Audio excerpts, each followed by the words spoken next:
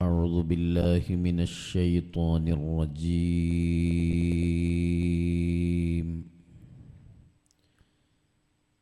بسم الله الرحمن الرحيم.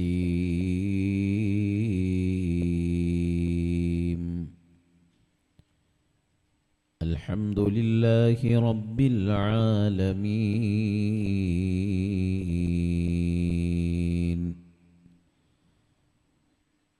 والصلاة والسلام على رسوله الأمين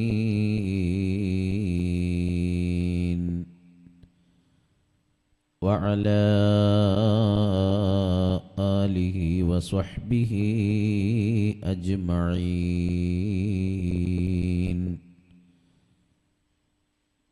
يا رب بالمصطفى بلغ مقاصدنا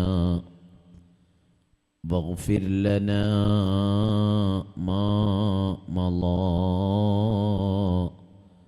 يا واسع الكرم مولاي صل وسلم دائما أبدا على حبيبك خير الخلق كلهم. الصلاة والسلام عليك يا سيدي يا رسول الله. خذ بيدي قلت حيلتي أدركني يا حبيب الله.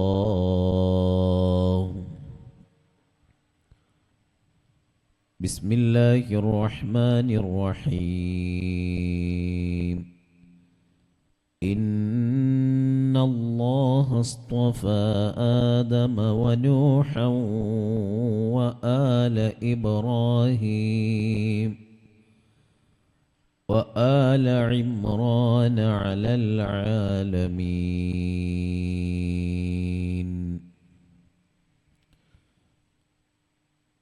ما نحل والد ولدا أفضل من أدب حسن.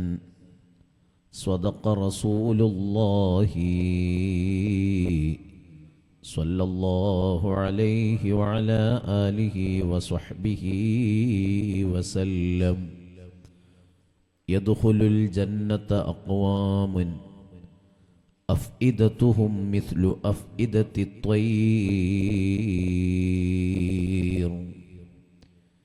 ഏറ്റവും സ്നേഹാദരവുകൾ നിറഞ്ഞ വന്ദ്യരായ ശൈഖുന ഉസ്താദ് അവർകൾ,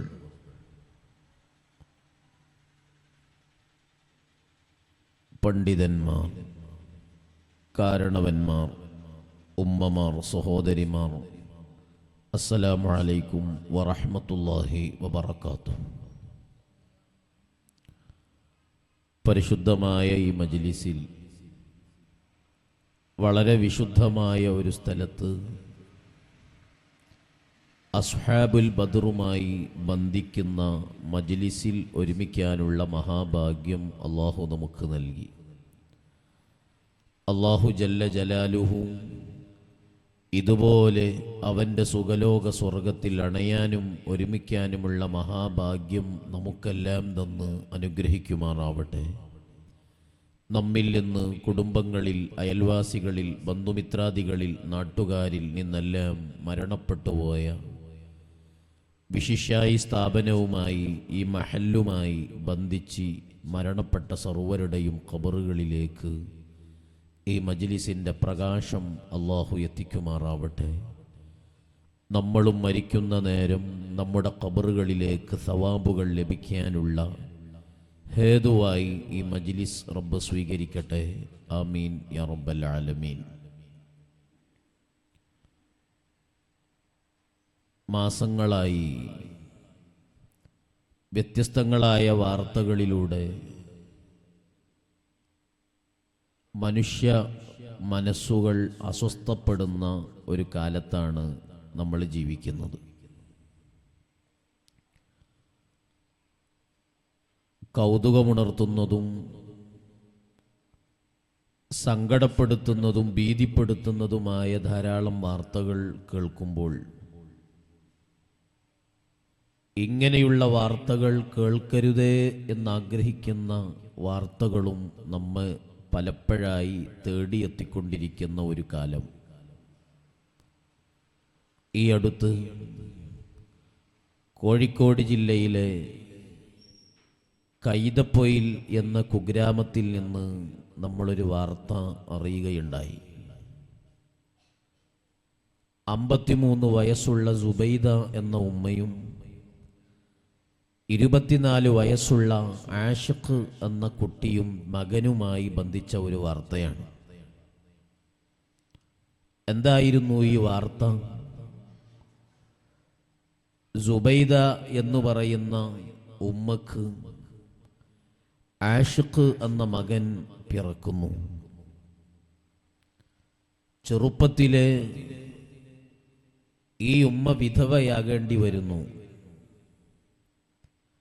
അപ്പോഴും തൻ്റെ മുന്നിൽ വളർന്നുകൊണ്ടിരിക്കുന്ന ഈ പിഞ്ചോമന കുട്ടി വഴിയാധാരമാവരുത് എന്നു തീരുമാനിച്ച് ഈ മകനു വേണ്ടി ഈ ഉമ്മ ജീവിക്കാൻ തീരുമാനിക്കുകയാണ്. മറ്റൊരു വിവാഹത്തിനു മുതിരുന്നില്ല. ഞാൻ മറ്റൊരു ഭർത്താവിൻ്റെ കൂടെ പോകുമ്പോൾ എൻ്റെ മകൻ ഉഴലുമോ എന്ന പേടിയായിരുന്നു ആ ഉമ്മക്കുണ്ടായിരുന്നത്. ഈ മകനെ പഠിപ്പിക്കുന്നു, വേണ്ടതെല്ലാം മകനു നൽകുന്നു. അങ്ങനെയാണ് ഈ മകൻ സർവ സ്വാതന്ത്ര്യവും അനുഭവിച്ച് അവസാനം ലഹരി എന്ന മാരകക്കെണിയിൽ ഈ മകനും ഉൾപ്പെടുന്നു. ഉമ്മക്ക് വല്ലാത്ത വിഷമം. കയ്യോ വളരുന്നത് കാലാണോ വളരുന്നത് എന്നു കണക്കെ ഹിമവെട്ടാതെ നോക്കി നടത്തിയ എൻ്റെ മകൻ ലഹരിക്കടിമപ്പെട്ടു എന്ന വാർത്ത ഈ ഉമ്മയെ വല്ലാതെ വേട്ടയാടി. അള്ളാഹുവിനോട് ദുആ ചെയ്യുന്നു. സങ്കടപ്പെട്ട കൽബുമായി ഈ ഉമ്മ ജീവിച്ചുകൊണ്ടിരിക്കുമ്പോഴാണ്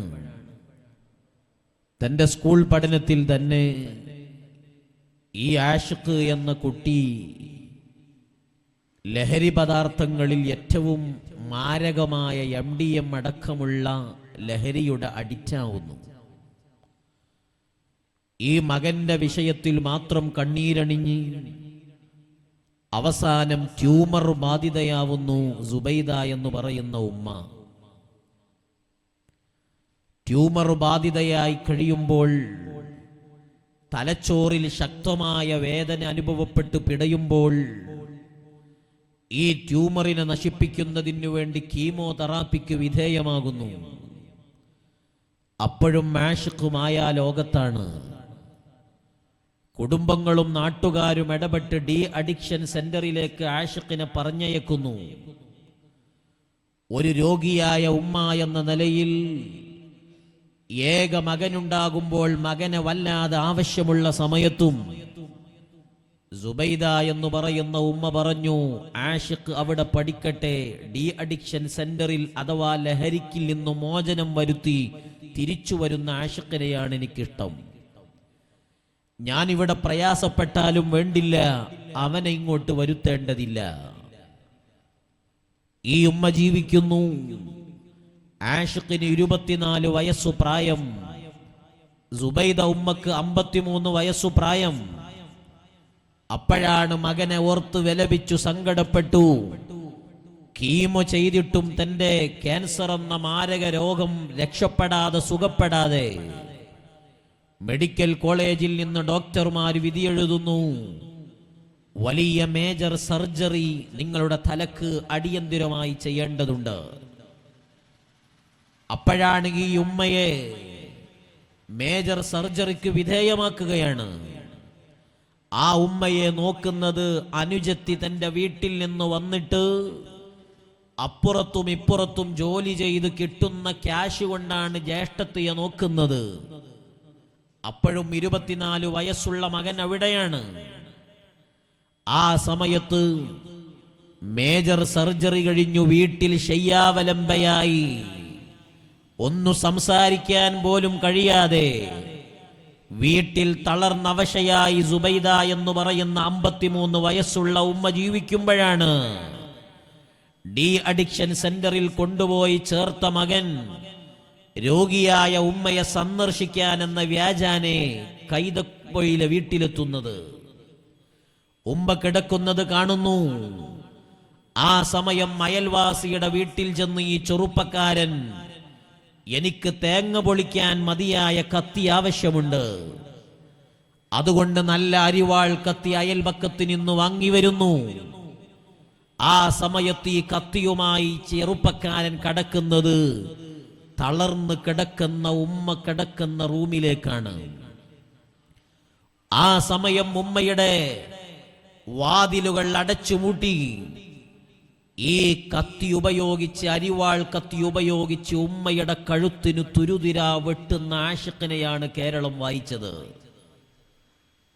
വെട്ടി എന്നു മാത്രമല്ല, 1 ഡസനിലധികം വെട്ടുകളേറ്റ് ഈ സുബൈദയുടെ കഴുത്ത് ഉടലിൽ നിന്ന് വേർപ്പെട്ടിരിക്കുന്നു.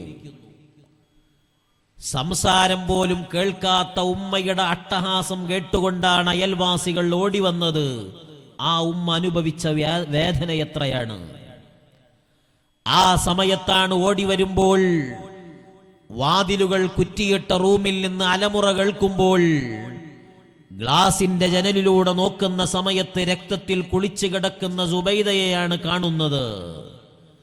കയ്യിൽ കത്തിയും രക്തക്കറയും പിടിച്ചുരണ്ട 24 വയസ്സുള്ള ആഷിഖിനെയാണ് കാണുന്നത്. ഉടനെ തന്നെ വാതിലുകൾ ചവിട്ടിപ്പൊളിച്ച് അവിടുത്തെ ആളുകൾ ഉമ്മയെ താങ്ങിയെടുത്ത് മെഡിക്കൽ കോളേജിൽ എത്തിക്കുകയാണ്. ആ സമയത്ത് മരണപ്പെട്ട് കഴിഞ്ഞിരിക്കുന്നു പ്രിയപ്പെട്ട ഉമ്മ. വേഗം മോർച്ചറിയിലേക്ക് മാറ്റുന്നു. ആഷിഖിനെ പിടികൂടുന്നു.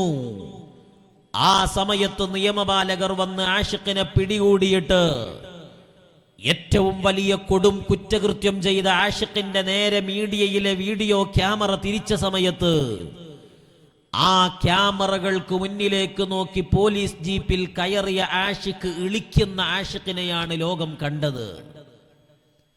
കൊഞ്ഞനം കുത്തുന്ന ആഷിഖിനെ കാണുന്നു. ഒരുമ്മയെ വെട്ടിക്കൊന്ന സങ്കോചം തീരെയില്ലാത്ത ആഷിഖ്. കഴിഞ്ഞില്ല.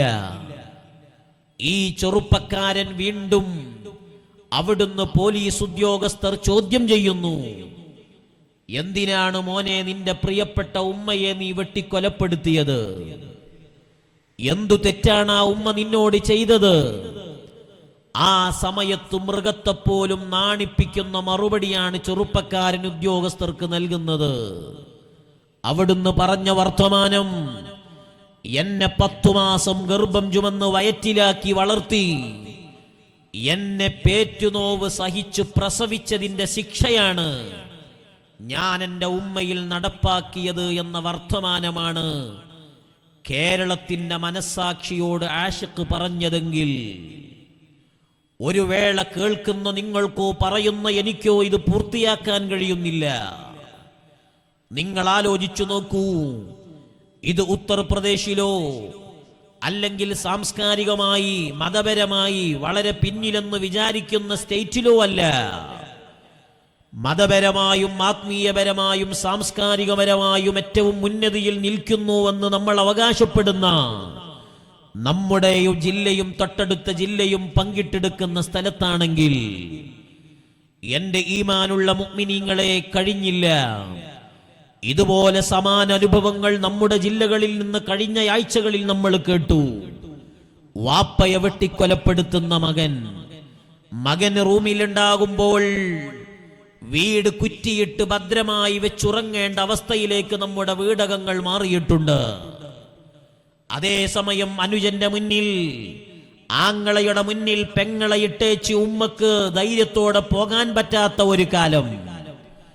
അതേപോലെ തന്നെ കേവലം ചെറിയ പ്രായത്തിൽ തന്നെ തനിക്കുള്ള പങ്കാളിയെ ഇടവും വലവും നോക്കാതെ തെരഞ്ഞെടുത്ത് അവസാനം കുടുംബങ്ങൾ അതിൽ നിന്ന് വിരക്തിക്ക് തേടിയിട്ട് നല്ല ഒരു ജീവിതം പ്രതീക്ഷിച്ച് വിവാഹത്തിന് പറഞ്ഞയക്കുമ്പോൾ ഒരു കഷ്ണം കയറിൽ ജീവനും കൊണ്ട് അമ്മാനമാടുന്ന ഒരു തലമുറ. കേവലം ഒരു ശരീരത്തിന്റെ അവയവത്തിന്റെ ചികിത്സക്കു വേണ്ടി കോടിക്കണക്കിന് രൂപ ചെലവിട്ട് ആളുകൾ മുഴുവനും ബക്കറ്റിലിട്ട് എന്നെ സഹായിക്കണേ എന്ന് ജീവനു വേണ്ടി കേഴുന്ന വലിയ സമൂഹത്തിന് മുന്നിൽ ജീവനു പുല്ലുവില കൽപ്പിച്ച് അള്ളാഹു നൽകിയ ജീവിതത്തെ ഒരു തുണ്ടം കയറിൽ നഷ്ടപ്പെടുത്താനൊരു പേടിയില്ലാത്ത ജീവിതം. ഇതേ സമയം തന്റെ കാമുകി മരിച്ച ആഴ്ചയിൽ തൊട്ടടുത്ത ആഴ്ചയിൽ കൈയിന്റെ നരമ്പ് പൊളിക്കുകയും മെഡിക്കൽ കോളേജിൽ നിന്ന് ഇറങ്ങിയോടി ചികിത്സ നടത്തിക്കൊണ്ടിരിക്കുന്ന ഈ ചെറുപ്പക്കാരൻ അപ്പുറത്തെ കുറ്റിക്കാട്ടിൽ പോയിട്ട് തൂങ്ങി മരിച്ച രംഗമാണ് കഴിഞ്ഞ കാലങ്ങളിൽ നമ്മൾക്ക് കാണേണ്ടി വന്നത്. എവിടെയാണ് നമ്മുടെ നാട്? എവിടെയാണ് നമ്മുടെ പ്രദേശം? എവിടെയാണ് ഉമ്മമാരെ ഉപ്പമാരെ നമ്മൾ എത്തി നിൽക്കുന്നത്? അല്ലാഹുവിന്റെ ഹബീബിന്റെ തിരുവചനങ്ങളാണ് നമ്മളെ ഓർമ്മയിൽ കൊള്ളിക്കേണ്ടത്. നമ്മുടെ ഓർമ്മയിൽ ഹബീബിന്റെ വചനങ്ങളാണ്. മഹാന്മാരോടുള്ള മഹബ്ബത്തും അവരോടുള്ള ഇഷ്ടവും അവരോടുള്ള അടുപ്പവുമാണ് നമ്മുടെ ജീവിതത്തെ ഗതി നിയന്ത്രിക്കേണ്ടത്. മാനഹല വാലിദുൻ വലദൻ അഫ്ളല മിൻ അദബിൻ ഹസൻ.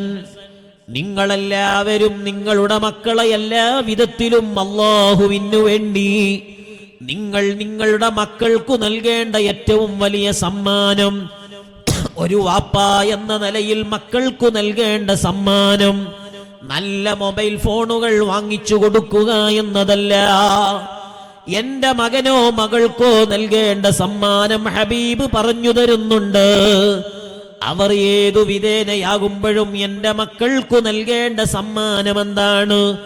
അല്ലാഹുവിൽ അനുസരണയുള്ള, റബ്ബിനെ പേടിക്കുന്ന, ഉമ്മയെയും വാപ്പയെയും അനുസരിക്കുന്ന, നല്ല അദബ് പഠിപ്പിച്ച മക്കളാക്കലാണ്. ഒരുമ്മ എന്ന നിലയിൽ മക്കൾക്കു നൽകേണ്ട ഏറ്റവും വലിയ സമ്മാനം അതാണ്. ഒരു വാപ്പ എന്ന നിലയിൽ നമ്മുടെ മക്കൾക്കു നമ്മൾ കൊടുക്കേണ്ട സമ്മാനം അതാണ്.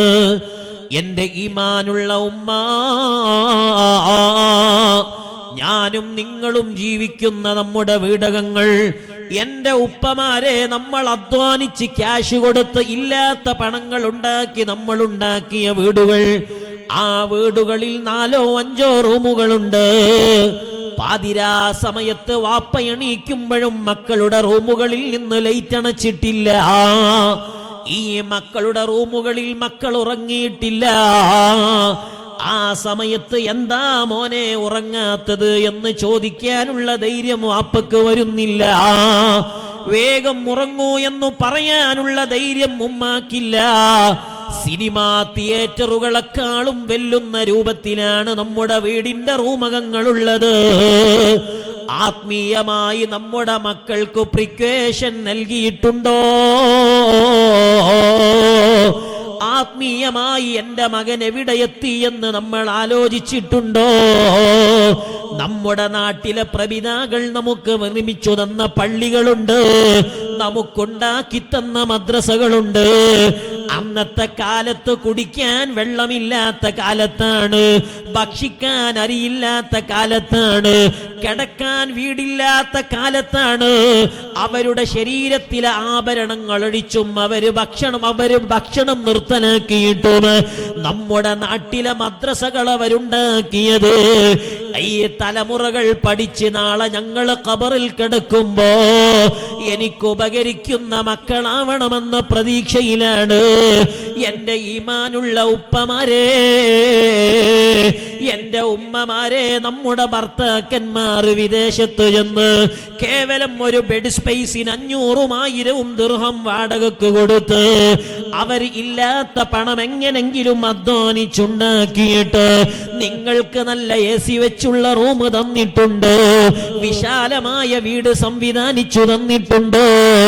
ആ വീട്ടിൽ നിങ്ങൾക്ക് എത്തുമ്പോ, മാസമെത്തുന്ന സമയത്ത് നിങ്ങൾ ആവശ്യപ്പെടാതെ തന്നെ 30,000 40,000 അയച്ചു തരുമ്പോ എന്റെ ഈമാനുള്ള ഉമ്മ, അതേ സമയം നിങ്ങൾ 5 നേരം ആ വീട്ടിൽ വെച്ച് ഭക്ഷണം ഉണ്ടാക്കി കഴിക്കുമ്പോ നിങ്ങളെ ഭർത്താവ് പ്രവാസ ലോകത്ത് പലപ്പോഴും ഉച്ചയിലെയും രാത്രിയിലെയും ഭക്ഷണം ഒരുമിച്ച് അഡ്ജസ്റ്റ് ചെയ്തുണ്ടാക്കിയ പണമാണ്. അവരാ വെറുപ്പിന്റെ അവരധ്വാനത്തിന്റെ കണക്ക് പറഞ്ഞു തന്നിട്ടില്ല. ആ സമയത്തും എന്റെ മക്കളെ നോക്കുന്നത് എന്റെ ഭാര്യയാണെന്ന പ്രതീക്ഷയിൽ എല്ലാ സമയത്തും 10,000 മാസത്തിൽ അയച്ചു തരുമ്പോ എന്റെ ഉമ്മമാരെ നിങ്ങളാ മക്കളെ നോക്കുമെന്ന പ്രതീക്ഷയിലാണ്. എന്റെ ഉപ്പ എന്റെ മക്കൾക്കതാ ഉമ്മയും വാപ്പയുമായി എന്റെ ഭാര്യ പ്രവർത്തിക്കുന്നുവെന്ന പ്രതീക്ഷയിലാണ്. ഈ പണം എടുത്തിട്ട് വീട്ടിലും നാട്ടിലും നടക്കുന്ന മാമൂലുകളിൽ ഹീറോയായി നടന്നു. തന്റെ മക്കൾക്ക് കല്യാണം വരുമ്പോ 2 കൂട്ട് ഡ്രസ് എടുത്തു. അതുപോലെ തന്നെ സ്കൂളിലെ ഫീസും വെഹിക്കിൾ ചാർജും അടച്ചു കഴിഞ്ഞാൽ എന്റെ മക്കളുടെ ബാധ്യത തീർത്തുവെന്ന് മനസ്സിലാക്കി അങ്ങനെ നടക്കുന്ന ഉമ്മമാരില്ലേ? കേവലം 7ാം ക്ലാസ് പാസ്സായതിന്റെ പേരിൽ എന്റെ മകൻ SSLCയും മറ്റുമാണെന്ന് പറഞ്ഞിട്ട് ആത്മീയ വിദ്യാഭ്യാസം മക്കൾക്ക് നൽകാറുണ്ട്. അന്ന് ഭക്ഷണം നിർത്തിവെച്ച് നമ്മുടെ വല്യുമ്മയുണ്ടാക്കിയ മദ്രസയാണ്, നമ്മുടെ വല്യുപ്പമാരുണ്ടാക്കിയ കലാലയമാണ്. 6 മണിക്ക് മദ്രസ തുടങ്ങുമെന്ന് പറഞ്ഞപ്പോ എന്റെ മക്കളെ ഞാൻ 6 മണിക്ക് മദ്രസയിലെത്തിക്കുന്നതിന് വേണ്ടി 5 മണിക്ക് എണീറ്റ ഉമ്മയാവാറുണ്ട്. രാത്രിയിലെ പലപ്പോഴും കിടക്കാൻ ധരിച്ച വസ്ത്രമല്ലേ മക്കള് ധരിച്ച് മദ്രസയിലെത്തുന്നത്? എന്റെ ഉമ്മമാരെ, ആ മക്കളുടെ പഠന പുരോഗതി നമ്മൾ വിലയിരുത്താറുണ്ട്.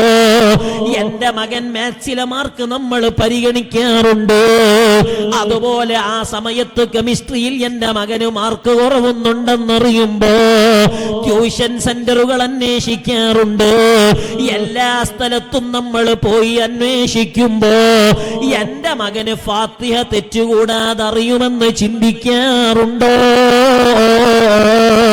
അങ്ങനെ നല്ലൊരു ജീവിതം മക്കൾക്ക് കൊടുത്തില്ല എങ്കിൽ എന്റെ ഉമ്മമാരെ, ആശിക്കുമാരല്ലേ നമ്മുടെ മക്കളിൽ കുടിയേറി പാർക്കുക.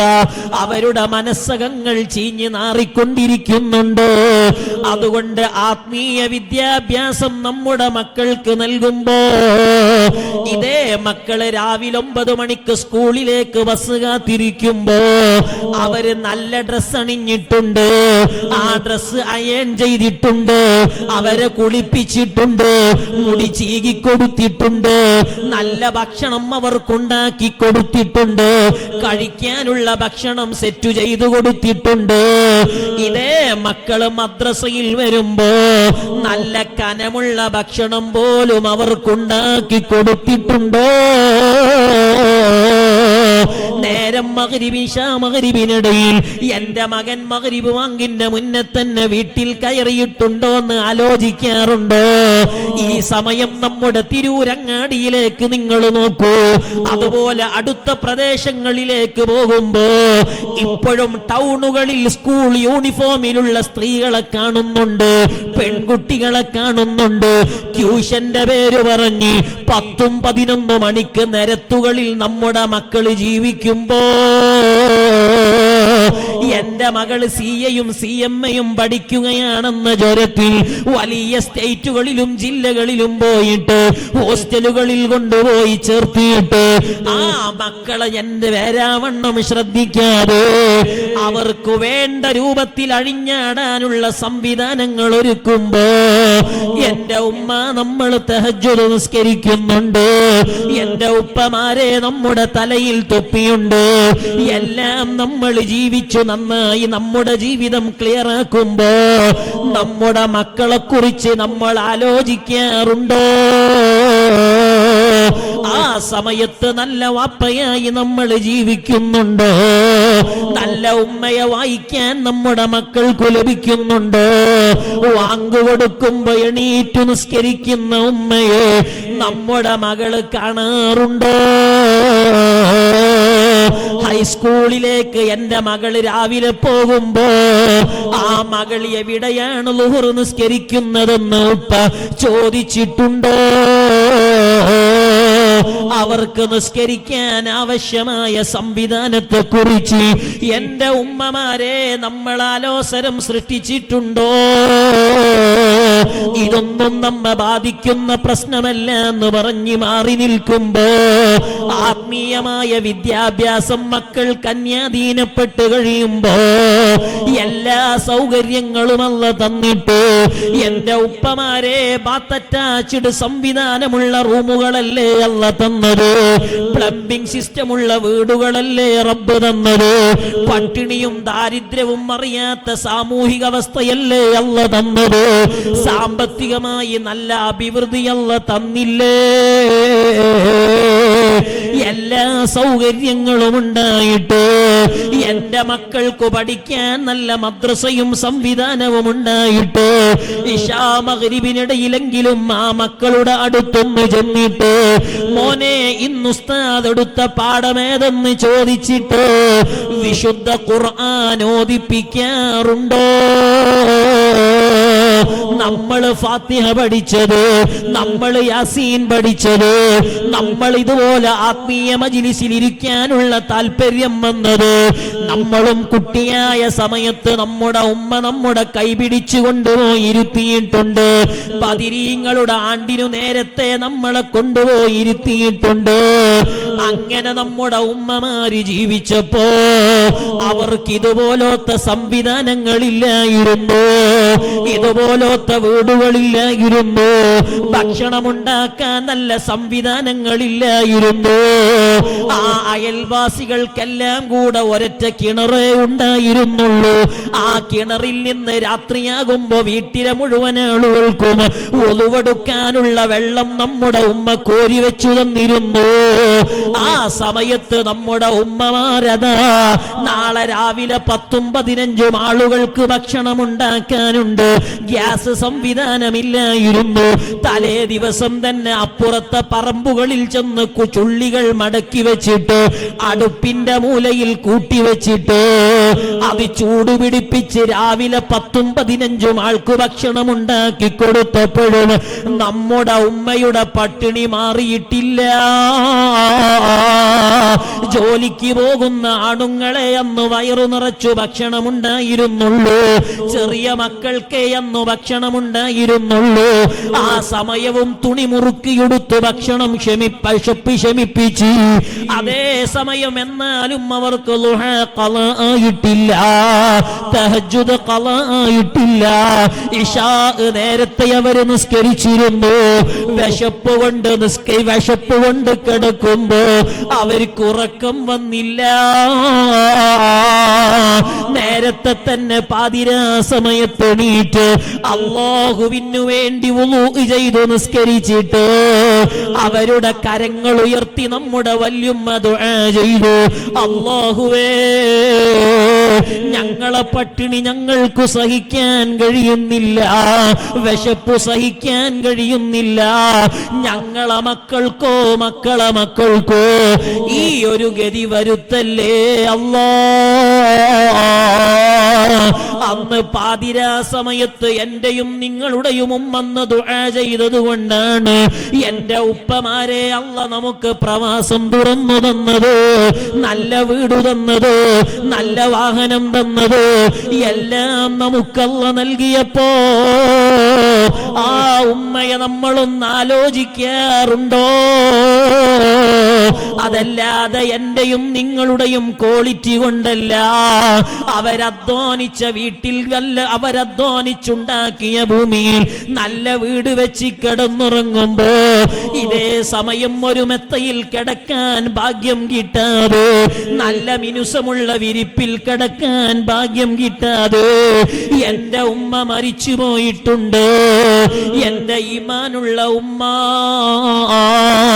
നിങ്ങളെ ശരീരം ശരീരത്തിലണിഞ്ഞ ആഭരണങ്ങളില്ലേ, നിങ്ങളെ കല്യാണത്തിന്റെ തലേ ദിവസം നിങ്ങളെ വാപ്പ അധ്വാനിച്ചുണ്ടാക്കിയിട്ട് ആഭരണങ്ങൾ നിങ്ങളെ ശരീരത്തിൽ അണിഞ്ഞു തരുമ്പോ നാളെ പുതുനാരിയായി ഇറങ്ങുന്ന ആവേശത്തിൽ നിങ്ങൾ സന്തോഷിക്കുമ്പോ രാത്രിയിൽ ആരും കാണാതെ നിങ്ങളെ വാപ്പ കരഞ്ഞത് ഓർമ്മയുണ്ടോ? ആ വാപ്പ കരയുന്നത് നാളെ എന്റെ മകളെ കല്യാണം കഴിഞ്ഞ് മറ്റന്നാൾ ഞാൻ കടം വാങ്ങിയ കടയിൽ നിന്ന് ആളുകൾ വരും, ഞാനെങ്ങനെ വീട്ടുമെന്ന ചിന്തയിലാണ്. എന്റെ ഉമ്മമാരെ, ആഭരണം നിങ്ങളെ വീടിനു നിങ്ങൾ ഉപയോഗിച്ചിട്ടുണ്ട്, അതല്ലെങ്കിൽ നിങ്ങളെ മക്കളെ കല്യാണത്തിന് കൊടുത്തിട്ടുണ്ട്. അങ്ങനെയുണ്ടാക്കിയ വീട്ടിലിരുന്നിട്ട് നിങ്ങളെ ഉമ്മാക്കൊരു ഫാത്തിഹ ഓതാറുണ്ടോ? എല്ലാ മക്കളുടെയും ബർത്ത്ഡേ നമ്മൾ ആഘോഷിക്കുന്നു, എല്ലാ വെഡിങ് ആനിവേഴ്സറിയും ആഘോഷിക്കുമ്പോ മോനെ ഇന്ന് വല്യുമ്മ മരിച്ച ദിവസമാണെന്ന് പറഞ്ഞിട്ട്, നിന്റെ വല്യാപ്പ മരിച്ച സമയമാണെന്ന് പറഞ്ഞിട്ട് ആ വല്യാപ്പ അനുഭവിച്ച ത്യാഗങ്ങളൊക്കെ ഒന്ന് മക്കളോട് പറഞ്ഞിട്ട് ആ വല്യാപ്പയെ ഓർത്തെടുക്കാറുണ്ടോ? വെള്ളിയാഴ്ച ദിവസമെങ്കിലും നമ്മുടെ നാട്ടിൽ ജുമുഅ നിസ്കാരം കഴിഞ്ഞിട്ട് ആ മഹല്ലിലെ ഖബർസ്ഥാനിലേക്കൊന്ന് നോക്കുമ്പോ എന്റെ ഉമ്മമാരെ, ഉപ്പമാരെ, നമുക്ക് ചെറുപ്പത്തിൽ നമ്മുടെ ഉപ്പാന്റെ ഖബർ അറിയാമായിരുന്നു, വല്യാപ്പന്റെ ഖബർ ഉപ്പ പരിചയപ്പെടുത്തി തന്നിരുന്നു. ഇന്ന് പള്ളി ഖബർസ്ഥാനിലേക്ക് നോക്കുമ്പോ താടി നരച്ച കുറച്ചാളുകളെ ഖബർ സിയാറത്തിന് കാണുന്നുവെന്നല്ലാതെ നമ്മുടെ മക്കൾക്ക് നിന്റെ ഉപ്പാന്റെ ഖബർ അറിയുമോ?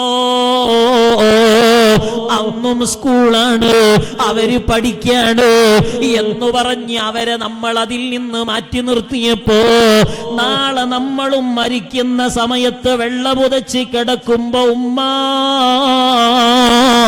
ആ കരച്ചിൽ നമ്മുടെ ഡെഡ് ബോഡി വീട്ടിൽ നിന്ന് ഇറക്കുവോളെ ഉണ്ടാവുകയുള്ളൂ. എന്റെ ഭർത്താവിന്റെ കരച്ചിൽ അപ്പോഴേ ഉണ്ടാവുകയുള്ളൂ. ആ സമയത്ത് എന്റെ മക്കൾ എന്നെ ഓർക്കണമെങ്കിൽ ഞാൻ എന്റെ വല്യാപ്പയുടെയും ഉപ്പയുടെയും മാണ്ടു കഴിച്ചിട്ട് എന്റെ മക്കൾക്ക് അങ്ങനെ ഒരു ചര്യ ഉണ്ടാക്കി കൊടുത്തിട്ടുണ്ടോ? അറിയില്ലേ? അംറു ബിനുൽ ആസ് റളിയല്ലാഹു അൻഹു ഹബീബിന്റെ സ്വഹാബിയല്ലയോ? നബി തങ്ങൾ പല സുവിശേഷവും പറഞ്ഞു കൊടുത്തിട്ടുണ്ട്. ആ സമയം അംറു ബിനുൽ ആസ് റളിയല്ലാഹു അൻഹുവിന്റെ മകൻ അബ്ദുള്ള വീട്ടിൽ കടന്നു വന്നപ്പോ അബ്ദുല്ലാഹി തങ്ങൾ വീടിന്റെ ജനാലയുടെ സമീപത്തേക്ക് പോയപ്പോ വാപ്പാന്റെ കൈ ജനാലയുടെ പുറത്തേക്ക് ഇട്ടിട്ടുണ്ട്. വീടിന്റെ ഉള്ളിൽ കയറിയപ്പോ മതിലിനോട് മുഖമകർത്തി അംറു ബിനുൽ ആസ് റളിയല്ലാഹു അൻഹു കരയുമ്പോ ആ സമയം അബ്ദുള്ള ചോദിച്ചു, എന്തേ വാപ്പേ കരയണത്? അങ്ങനെയൊരു കരച്ചിൽ ഞാൻ ഇതുവരെ കണ്ടിട്ടില്ലല്ലോ. സ്വഹാബിയായ അംറു ബിനുൽ ആസ് തങ്ങൾ പറഞ്ഞു, മകനെ, വാപ്പ മരിക്കാൻ പോവുകയാണ്, വാപ്പക്കൊരു സമാധാനമില്ല, വേദനയുണ്ടോ എന്ന് ചോദിച്ചപ്പോ അംറു ബിനുൽ ആസിന്റെ മറുപടി, മോനെ, വേദനയല്ല എനിക്കുള്ളത്, എന്റെ മനസ്സിന്റെ വേദനയാണ്. അമാ ബശർത റസൂലുള്ളാഹി സ്വല്ലല്ലാഹു അലൈഹി വസല്ലം, നബി തങ്ങൾ പലതും നിങ്ങളെ പറഞ്ഞ് സന്തോഷിപ്പിച്ചില്ലേ ഉപ്പ, പിന്നെന്തേ നിങ്ങൾ കരയുന്നത്? ആ സമയം അംറു ബിനുൽ ആസ് റളിയല്ലാഹു അൻഹുവിന്റെ മറുപടി, എന്റെ മോനെ, എന്നെ ഈ മരണത്തിന്റെ സമയത്ത് എന്റെ ജീവിതത്തിൽ കഴിഞ്ഞ 3 ഘട്ടം എനിക്ക് ഓർമ്മ വരുന്നുണ്ട്. ഒന്നാമത്തെ ഘട്ടം എന്റെ ജീവിതത്തിൽ കഴിഞ്ഞത് ഹബീബിനോടേറ്റവും വെറുപ്പുള്ള ഒരു കാലമായിരുന്നു. അന്ന് ഞാൻ മരിക്കാത്തതെന്റെ ഭാഗ്യമാണ്. കാരണം ഞാൻ ഇസ്ലാമിലേക്ക് വരാത്തവനായിരുന്നു. രണ്ടാമത്തെ ഒരു കാലം എനിക്ക് കഴിഞ്ഞു പോയിരുന്നു. നബി തങ്ങളോടുകൂടെ ഇസ്ലാമായി ജീവിച്ച കാലമാണ്. ആ കാലത്താണെങ്കിൽ എനിക്ക് മരിക്കാനും കഴിഞ്ഞില്ല. അന്ന് മരിക്കുകയാണെങ്കിൽ എത്ര നന്നായിരുന്നു. എന്റെ ജനാസ മുന്നിൽ വെച്ച് ഹബീബ് ഒന്ന് ദുആ ചെയ്യുമ്പോ എനിക്ക് സ്വർഗത്തിൽ പോകാമായിരുന്നില്ലേ മോനെ? മൂന്നാമത്തെ കാലത്താണ് എന്റെ മരണമെത്തിയത്. ഇന്ന് നബിതങ്ങളില്ലാത്ത സമയത്തല്ലേ എനിക്ക് മരിക്കേണ്ടി വന്നത്. അംറു ഇബ്നുൽ ആസ് തങ്ങൾ പറഞ്ഞു, മോനെ എനിക്ക് അഭയം മകനാകുന്ന നീയാണ്, അബ്ദുള്ളയാകുന്ന നീയാണ്. എന്റെ ഉപ്പമാരെ ഒരു സ്വഹാബി അഭയം തേടുന്നത് മകനിലാണ്. ആ സമയം അംറു ഇബ്നുൽ ആസ് തങ്ങളോട് അബ്ദുള്ള ചോദിക്കുന്നു, വാപ്പേ ഞാൻ എന്താണ് നിങ്ങൾക്ക് ചെയ്തു തരേണ്ടത്? ജീവിതത്തിൽ ഒരു ഹെൽപ്പും നിങ്ങൾ എന്നോട് ചോദിച്ചിട്ടില്ല. നല്ല ഭക്ഷണം എനിക്ക് തന്നിട്ടുണ്ട്, നല്ല വീട് എനിക്കൊരുക്കി വെച്ചിട്ടുണ്ട്. ഞാൻ എന്തെങ്കിലും ചെയ്തു തരണോ എന്ന് ചോദിച്ചപ്പോ അംറു ഇബ്നുൽ ആസ് റളിയല്ലാഹു അൻഹു മകന്റെ കൈയങ്ങ് പിടിച്ചിട്ട്, മോനെ വാപ്പയുടെ കണ്ണുകൾ മറിയുന്നുണ്ട്, വാപ്പ മരിക്കാനിരിക്കുന്നു. ഞാൻ മരിച്ചു കഴിഞ്ഞാൽ മകനോടുള്ള ഒന്നാമത്തെ വസിയ്യത്ത്, എന്റെ കൂട്ടുകാർ പലരും ജാഹിലിയ്യ കാലത്തെ സ്വഭാവം വെച്ച് നടക്കുന്ന അമുസ്ലിങ്ങൾ പലരുമുണ്ട്. അവരെന്റെ വീട്ടിൽ വന്ന് അട്ടഹസിച്ച് കരയും. അത് ചെയ്യരുതേ മോനെ. രണ്ടാമത്തതെന്റെ ജനാസ കൊണ്ടുപോകുമ്പോ തീബന്ധം ജനാസയുടെ മുന്നിൽ കൊളുത്തുന്ന ഒരു സമ്പ്രദായമുണ്ടായിരുന്നു. അതും വാപ്പാന്റെ കുട്ടി ചെയ്യല്ല മോനെ. മൂന്നാമത്തെ വസിയ്യത്ത്, മകനെ വാപ്പ മരിക്കുമ്പോ വാപ്പയുടെ ജനാസ കുളിപ്പിച്ചിട്ട് മയ്യത്തുകട്ടിലേറ്റി പള്ളിയിലേക്ക് കൊണ്ടുപോകുമ്പോ ആ ജനാസ എടുക്കുന്ന വാപ്പാന്റെ അരികത്ത് മോനെ നീ വേണം. ജനാസ കൊണ്ടുപോകുമ്പോഴും നീ വേണം. നിസ്കാരത്തിന് വെക്കുമ്പോഴും മോനെ നീ വേണം. നിസ്കാരം കഴിഞ്ഞ് ഖബറിലേക്ക് എന്റെ വാപ്പയുടെ ജനാസ ഇറക്കി വെക്കുമ്പോ മോനെ നീ വേണം. ജനാസ ഇറക്കി വെച്ച് മൂടുകല്ല് വെച്ച് ആളുകൾ മണ്ണുവാരിയിട്ട് പോകുമ്പോ മോനെ നീ വേണം. എല്ലാവരും പോയി കഴിഞ്ഞാലും വാപ്പാന്റെ കുട്ടി പോവരുത്. എന്റെ ഖബറിന്റെ സമീപത്തിരുന്നിട്ട് ഒരൊട്ടകത്തെ അറുത്ത് മാംസവിതരണം നടത്തുന്ന സമയമെങ്കിലും സുഹൃതങ്ങൾ ചെയ്ത് വാപ്പക്കൊന്ന് ഹദിയ നൽകുമോ മോനെ? എന്റെ ഉമ്മമാരെ ഉപ്പമാരെ സ്വഹാബിയാണ്. മരിച്ചു കഴിഞ്ഞാൽ മക്കളെ ആഗ്രഹിക്കുന്നെങ്കിൽ ഞാൻ മരിച്ചു കഴിഞ്ഞാൽ എനിക്ക് വേണ്ടി നന്നായൊന്ന് ഖുർആൻ ഓതുമെന്നുറപ്പ് പറയാൻ പറ്റുന്ന ഒരു മകൻ നമുക്കുണ്ടോ? എന്റെ ഉമ്മമാരെ മരിച്ചു കിടക്കുമ്പോ നമ്മുടെ തലഭാഗത്ത് വന്ന് തെറ്റുകൂടാതെ യാസീനും ഓതാൻ കഴിയുന്ന ഒരു മകള് നമുക്കുണ്ടോ ഉമ്മ? അങ്ങനെയൊരു മകനെയല്ലേ വാർത്തെടുക്കേണ്ടത്? എല്ലാ വെള്ളിയാഴ്ച രാവിലും എല്ലാ തിങ്കളാഴ്ച രാവിലും മരണപ്പെട്ടവരുടെ ആത്മാവ് നമ്മുടെ വീട്ടിൽ വരുന്നതാണ്. ആ വീട്ടിലെ എല്ലാ മനുഷ്യരും ചൊല്ലുമ്പോ അവരുടെ സമീപത്ത് പോയി നോക്കും, എന്റെ മകന്റെ വീടാണല്ലോ ഇത്, എനിക്ക് എന്തെങ്കിലും ചെയ്യുന്നുണ്ടോ എന്ന പ്രതീക്ഷയിലാണ്. അവസാനം ആ വീട്ടിലെ അവസാന മനുഷ്യനും ഉറങ്ങുന്നതുവരെ ആത്മാവ് അവിടെ കാത്തിരുന്നിട്ട് ഒന്നും ചെയ്യാതെ അവസാന ലൈറ്റുമണഞ്ഞി കിടന്നുറങ്ങുമ്പോ ഉമ്മാന്റെ ആത്മാവ് നിലവിളിച്ചു കരയും, മോനെ ഉറങ്ങരുത്, നിന്റെ വസ്ത്രം ഞാനല്ലേ അലക്കി തന്നത്, നിനക്കു ഞാനല്ലേ ഭക്ഷണമുണ്ടാക്കി തന്നത്, നിനക്കു ഞാനല്ലേ പാകം ചെയ്തു തന്നത്, കിടക്കുമ്പോഴെങ്കിലും ഒരു കാരക്കയുടെ ചീളെങ്കിലും ഉമ്മച്ചിക്ക് വേണ്ടിയിട്ട് ഹദിയ നൽകില്ലേ മോനെ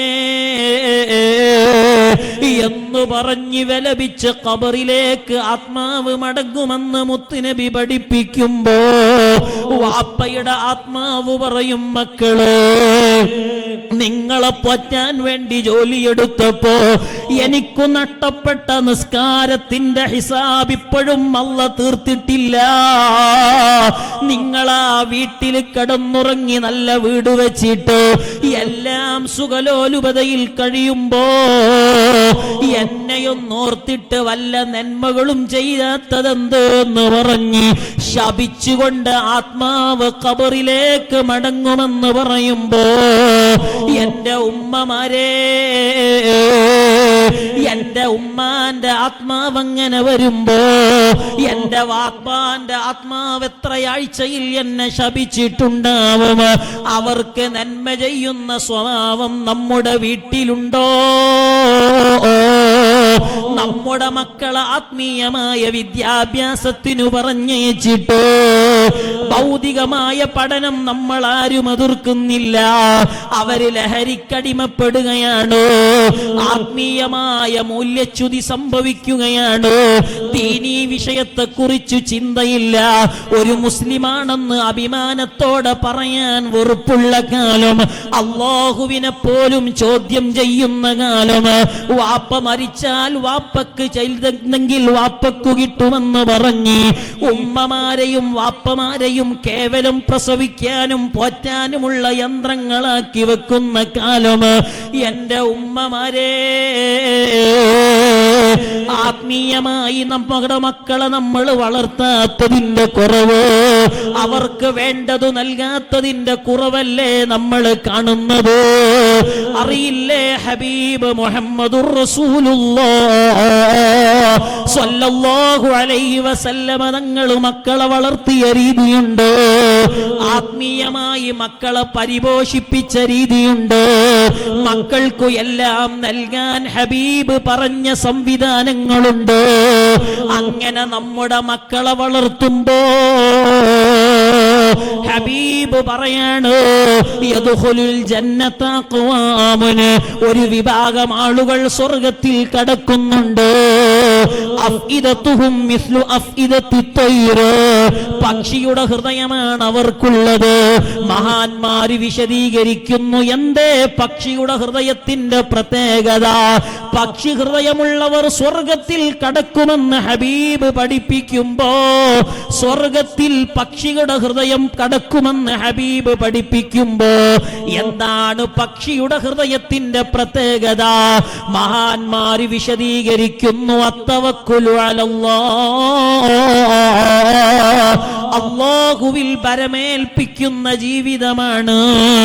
എന്റെ ഉമ്മമാരെ, നമുക്ക് ആ സ്വഭാവം നഷ്ടപ്പെട്ടിട്ടുണ്ട്, നമ്മുടെ മക്കൾക്കു നഷ്ടപ്പെട്ടിട്ടുണ്ട്. എനിക്ക് അല്ലാഹു ഉണ്ട് എന്ന ചിന്ത പ്രതിസന്ധി വരുമ്പോ കേവലം ആലോചിക്കുന്നത് ആ പ്രതിസന്ധിയിൽ എങ്ങനെയെങ്കിലും ഞാൻ രക്ഷപ്പെടണം, അല്ലാഹു രക്ഷപ്പെടുത്തുമെന്ന ചിന്തയിൽ നിന്ന് മാറിയിട്ട് പ്രയാസങ്ങൾ വരുമ്പോ ആത്മഹത്യയുടെ കുരുക്കിലേക്ക് ചിന്തിക്കുമ്പോ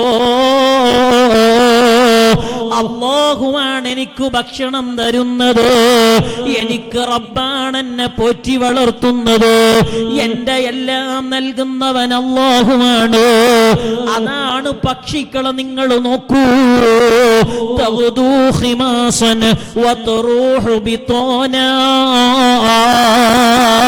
രാവിലെ കൂട്ടമായി പറന്നു പോകുന്ന പക്ഷികളില്ലേ, ആ പക്ഷികളെ പോക്കുകണ്ടാൽ നമുക്ക് തോന്നുന്നത് ആരോ വിളമ്പി വെച്ച ഭക്ഷണത്തിലേക്ക് പറക്കുകയെന്നാണ്.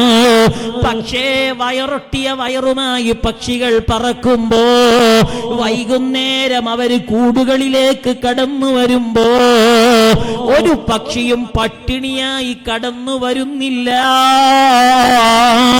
കാരണം നമ്മുടെ ഭക്ഷണം അല്ലാഹു ഏറ്റെടുത്തിട്ടുണ്ട്. അല്ലാഹു എനിക്കെല്ലാം നൽകുമെന്ന പ്രതീക്ഷയാണ്, എന്റെ വിഷമം അല്ലാഹു പരിഹരിക്കുമെന്ന പ്രതീക്ഷയാണ്. അറിയില്ലേ, ദാനിയേൽ അലൈഹി സ്വലാത്തു വസ്സലാമാണ് ദാനിയായിൽ ഇസ്ലാമിന്റെ പ്രബോധനം നടത്തുമ്പോഴാണ് അവിടുത്തെ ശത്രുക്കൾ പ്രവാചകനെ പിടിച്ചിട്ട് ആക്രമിക്കാൻ ഒരുങ്ങുമ്പോ എന്തു ചെയ്യണമെന്ന് ആലോചിക്കുമ്പോഴാണ് അവരെല്ലാവരും പറഞ്ഞു, നമുക്ക് ദാനിയായിലിനെ പിടിച്ചിട്ട് നമുക്ക് നന്നായി ആക്രമിക്കണം. അതിനുള്ള ഏക വഴിയുള്ളത് ആ ദാനിയായിൽ അലൈഹിസ്സലാത്തു വസ്സലാമിനെ പിടിക്കണം. എന്നിട്ട് കാടുകളിൽ ചെന്ന് 2 സിംഹത്തെ പിടിക്കണം. ആ 2 സിംഹത്തെ പിടിച്ച് ആഴ്ചകളോളം പട്ടിണിയിലിടണം.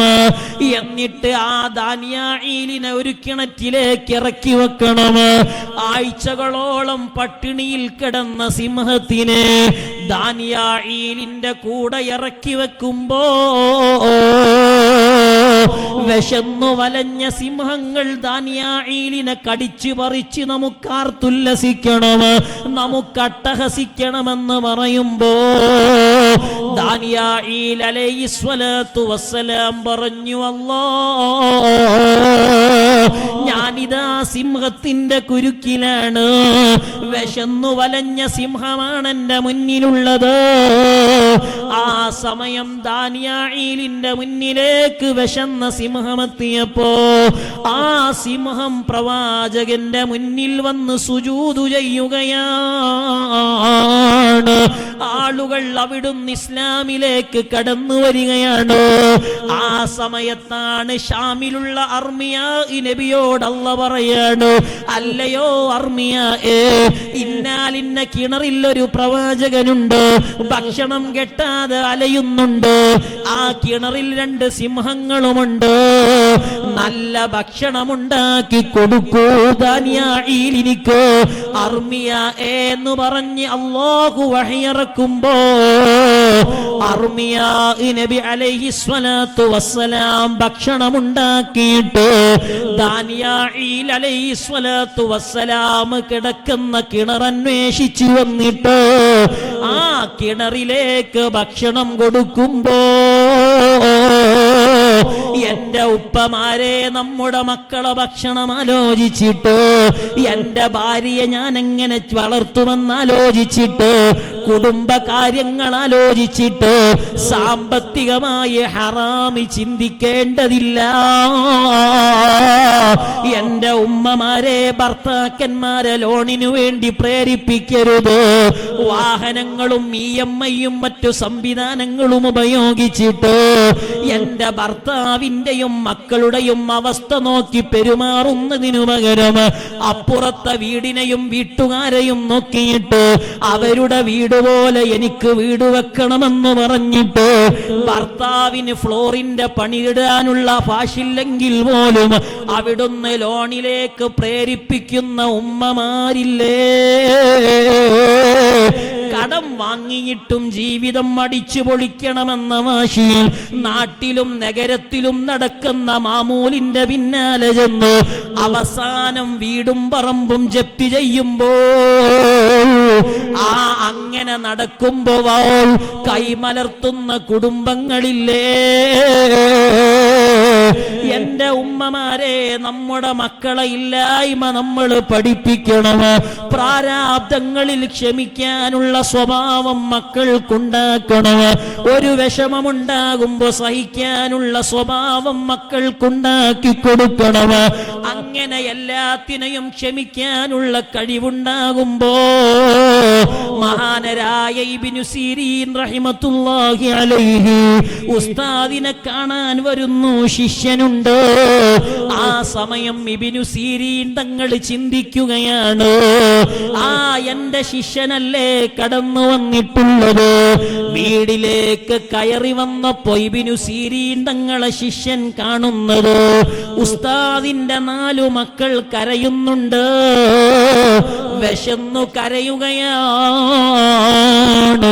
റബ്ബേ, ഞാൻ ഈ വീട്ടിലേക്ക് വന്നപ്പോ ഭക്ഷണമൊന്നും ഞാൻ കയ്യിൽ കരുതിയില്ലല്ലോ എന്ന് ചിന്തിച്ചിട്ട് അതിഥിയായി വന്ന അഗസ്ത്, ശിഷ്യനായ അഗസ്ത് സങ്കടപ്പെട്ടപ്പോ അതാ ഒരാള് വന്ന് ഇബ്നു സീരീൻ തങ്ങളെ മക്കളുടെ കൈകളിലേക്ക് നല്ല ഭക്ഷണത്തിന്റെ പൊതി വെച്ച് കൊടുക്കുമ്പോ ഉസ്താദിന്റെ മക്കള് ചിരിക്കുന്നുണ്ട്, ശിഷ്യനു സമാധാനമായിട്ടുണ്ട്. എല്ലാം കഴിഞ്ഞ് ഇബ്നു സീരീൻ തങ്ങളെ സമീപത്ത് നിന്ന് ശിഷ്യൻ മടങ്ങുമ്പോ നല്ല ഒരു പണം ഉസ്താദിന്റെ കയ്യിൽ കൊടുത്തിട്ട് പറയാണ്, നാളെ നിങ്ങളെ മക്കൾക്ക് ഭക്ഷണം വിളമ്പാനാണ്, അതുകൊണ്ട് ആ ഭക്ഷണത്തിലേക്ക് പണം മാറ്റിവെക്കണമെന്ന് പറഞ്ഞപ്പോ ഇബ്നു സീരീൻ തങ്ങൾ പറഞ്ഞു, വേണ്ട വേണ്ട, നാളത്തെ കുറിച്ച് എനിക്ക് ആശങ്കയില്ല.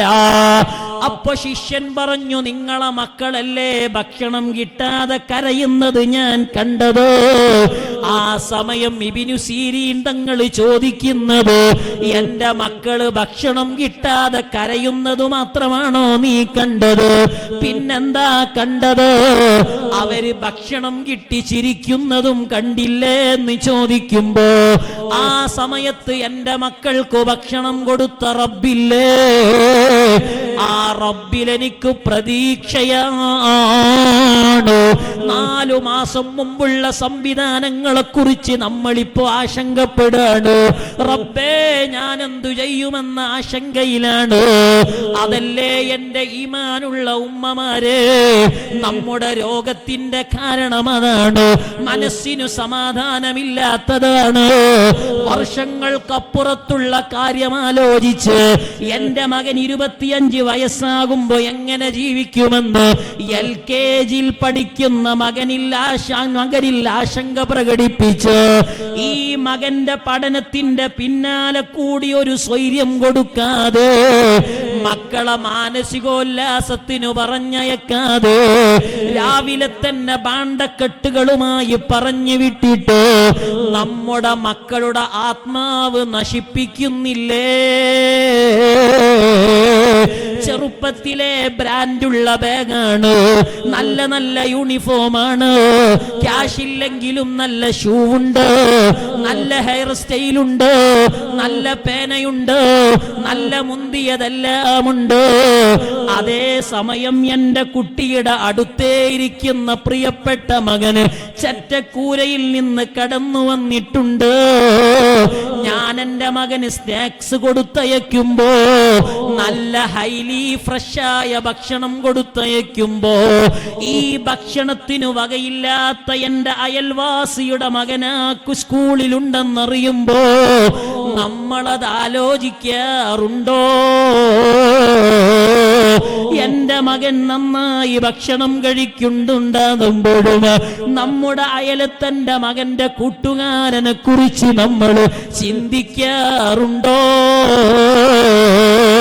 40 കൊല്ലത്തിനപ്പുറമുള്ള കാര്യം ഇപ്പോഴേ ആലോചിച്ച് മക്കളെ പ്രയാസപ്പെടുത്തുമ്പോ ആ സമയത്തേക്ക് എന്റെ മകന്റെ ഗ്യാരണ്ടി നമ്മൾ ആലോചിക്കുന്നില്ല, എന്റെ മകന്റെ രോഗത്തെക്കുറിച്ച് ആലോചിക്കുന്നില്ല.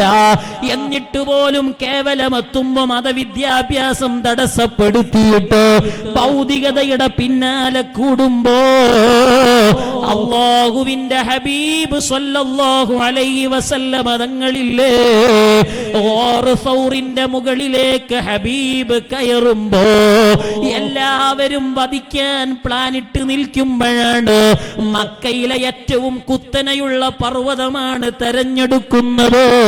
ആരും കയറാൻ സാധ്യതയില്ലാത്ത പർവ്വതം. ഹബീബിനു നാട്ടിൽ നിൽക്കാൻ സ്വൈര്യമില്ല, വീട്ടിലിരിക്കാൻ നേരമില്ല, സ്വസ്ഥമായി ശ്വാസം വിടാൻ പോലും സമ്മതിക്കാതിരിക്കുമ്പോ സിദ്ദീഖുൽ അക്ബർ റളിയല്ലാഹു അൻഹു ഹബീബിനെക്കാളും 10-15 വയസ്സ് കൂടുതലുണ്ടാകുമ്പോഴും മക്കയിലെ ചെങ്കുത്തായ കുത്തനെയുള്ള ഗോർ സൗർ കയറുമ്പോ ഇന്ന് ഗോറ് സൗറ് കയറിയ ഉമ്മമാരന്റെ വഴല് കേൾക്കുന്നുണ്ട്, ഉപ്പമാര് കേൾക്കുന്നുണ്ട്. ജബലുന്നൂർ കയറുന്നതിനേക്കാളും പ്രയാസം നമുക്കിന്നും ആ പർവ്വതം കയറാനുണ്ട്. ആ സമയം ഹബീബിനെയും താങ്ങിപ്പിടിച്ചിട്ട് സിദ്ദീഖുൽ അക്ബർ തങ്ങൾ കുത്തനെയുള്ള പർവ്വതം കയറിയതെന്തിനാണ്? ആ സമയത്ത് ഹബീബിനെ മുഴുവൻ ആളുകളും വളഞ്ഞിട്ട് മർദ്ദിക്കുമ്പോ എന്റെ വിശുദ്ധ ഹബീബിന് വല്ലതും സംഭവിക്കുമോ എന്ന് പേടിയില്ലാതിരിക്കാൻ ഹബീബ് കയറിയപ്പോ ആരും കാണാത്ത ഒരു പൊത്തിൽ സിദ്ദീഖ് തങ്ങളുടെ മടിയിൽ തലവെച്ച് ഹബീബ് കിടക്കുമ്പോ യാത്രയുടെ ക്ഷീണമുണ്ട് സിദ്ദീഖ് തങ്ങൾക്ക്, ഹബീബിനെ വഹിച്ച സങ്കടമുണ്ട് സിദ്ദീഖ് തങ്ങൾക്ക്. പക്ഷേ ഹബീബ് സിദ്ദീഖ് തങ്ങളെ മടിയിൽ തലവെച്ച് സമാധാനത്തോടെ കിടക്കുന്നത് കാണുമ്പോ സിദ്ദീഖ് തങ്ങളുടെ വിഷമം ഒരു വിഷമമായി തോന്നിയില്ല. ഹബീബിന്റെ സുഖം സിദ്ദീഖ് തങ്ങളെ വിഷമം നീക്കിയിട്ടുണ്ട്. ആ സമയത്ത് സിദ്ദീഖുൽ അക്ബർ തങ്ങൾ കഴിയുമ്പോഴാണ് ആരും എത്തില്ല എന്ന് പ്രതീക്ഷിച്ച പർവ്വതത്തിന്റെ മുകളിൽ ആയുധങ്ങളുമായി ഹബീബിനെ തിരയുന്ന ശത്രുക്കളെത്തിയപ്പോ സിദ്ദീഖ് തങ്ങൾ കരഞ്ഞു, യാ റസൂലല്ലാഹ്, ഈ സമയത്ത് ആരെങ്കിലും നമ്മെ കണ്ടുകൊണ്ടിരിക്കുമ്പോ നമ്മളവര് കശാപ്പ് ചെയ്യുമ്പോ കശാപ്പ് ചെയ്ത വിവരം പോലും അറിയാൻ വഴിയില്ലാത്ത സ്ഥലത്തല്ലേ നമ്മളുള്ളത്. ആ സമയം സിദ്ദീഖ് തങ്ങൾ പറയാണ്, ഞങ്ങളെ മുന്നിലിരിക്കുന്ന ശത്രുക്കൾ അവരുടെ കാലിലേക്ക് വെറുതെ ഒന്ന് നോക്കിയാൽ തന്നെ ഞങ്ങളെ കാണുക. ആ സമയത്തെത്തിയപ്പോ സിദ്ദീഖ് തങ്ങൾ കരഞ്ഞപ്പോ ഹബീബ് പറഞ്ഞു, എന്തിനാ സിദ്ദീഖേ കരയുന്നത്? അല്ലാഹു നമ്മുടെ കൂടെയില്ലേ? ആ മൊട്ടക്കുന്നിൽ അല്ലാഹു രണ്ടിലയുള്ള രണ്ടില മാത്രമുള്ള നല്ല ഒരു വൃക്ഷത്തെ സംവിധാനിക്കുന്നു. അതിന്റെ ഒരില സിദ്ദീഖ് തങ്ങളെ മറക്കുന്നുണ്ട്. അതേ സമയം ഹബീബിനെ മറ്റൊരില മറക്കുമ്പോ ശത്രുക്കൾ അതിലേക്കും കയറി വരുമ്പോഴാണ് നിമിഷ നേരം കൊണ്ടല്ല മാടപ്രാവിനെ ഒരുക്കി വെക്കുന്നു. അതേ വീണ്ടും പോകുമ്പോഴാണ് ചിലന്തിയുടെ വല കാണുകയാണ്. എന്റെ ഈമാനുള്ള ഉമ്മമാരെ, അല്ലാഹുവിന്റെ ഹിഫ്ള് ഏറ്റവും നിസ്സാരമുള്ള ചലന്തിയുടെ വല മതി. റബ്ബിന്റെ ഹിഫ്ള് ഉണ്ടാകുമ്പോ നമുക്കങ്ങനെ പേടിക്കാനാണ്. എന്നെ അല്ലാഹു കാക്കുമെന്ന പ്രതീക്ഷയാണ്. ആ പ്രതീക്ഷയല്ലേ നമ്മുടെ മക്കളിൽ നൽകേണ്ടത്. വലിയ വലിയ കപ്പലുകളുള്ളേ, ടൈറ്റാനിക് കപ്പല്, അപകടം മുൻകൂട്ടി അറിയാനുള്ള റഡാർ ഉണ്ടായിരുന്നു. എല്ലാ സാറ്റലൈറ്റ് അറ്റാച്ച്ഡ് സംവിധാനങ്ങൾ ഉണ്ടായിരുന്നു. പക്ഷേ ടൈറ്റാനിക് കടലിനടിയിൽ പെട്ടല്ലേ. റബ്ബിന്റെ ഹിഫ്ളില്ലെങ്കിൽ എത്ര സംവിധാനങ്ങൾ ഉണ്ടായിട്ടും ഒരു കാര്യവുമില്ലെന്ന് മനുഷ്യരെ ബോധിപ്പിക്കാനല്ലേ. അതേ സമയം നമ്മൾ ആലോചിച്ചു നോക്കൂ, കിർഗിസ്ഥാനിൽ നിന്ന് പുറപ്പെട്ടൊരു വിമാനത്തിന്റെ വാർത്ത നമ്മൾ വായിച്ചിട്ടുണ്ട്.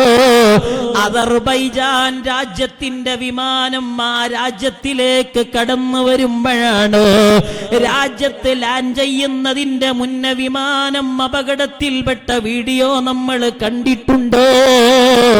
അപകടത്തിൽപ്പെടുമ്പോ എന്റെ വിമാനം തകർന്നതാണെന്ന് മനസ്സിലാക്കുമ്പോഴാണ് ഒരു ചെറുപ്പക്കാരൻ ഒന്നും പേടിക്കാതെ മൊബൈലിന്റെ വീഡിയോ ഓൺ ചെയ്തിട്ട് അഷ്ഹദു അല്ലാ ഇലാഹ ഇല്ലല്ലാഹ്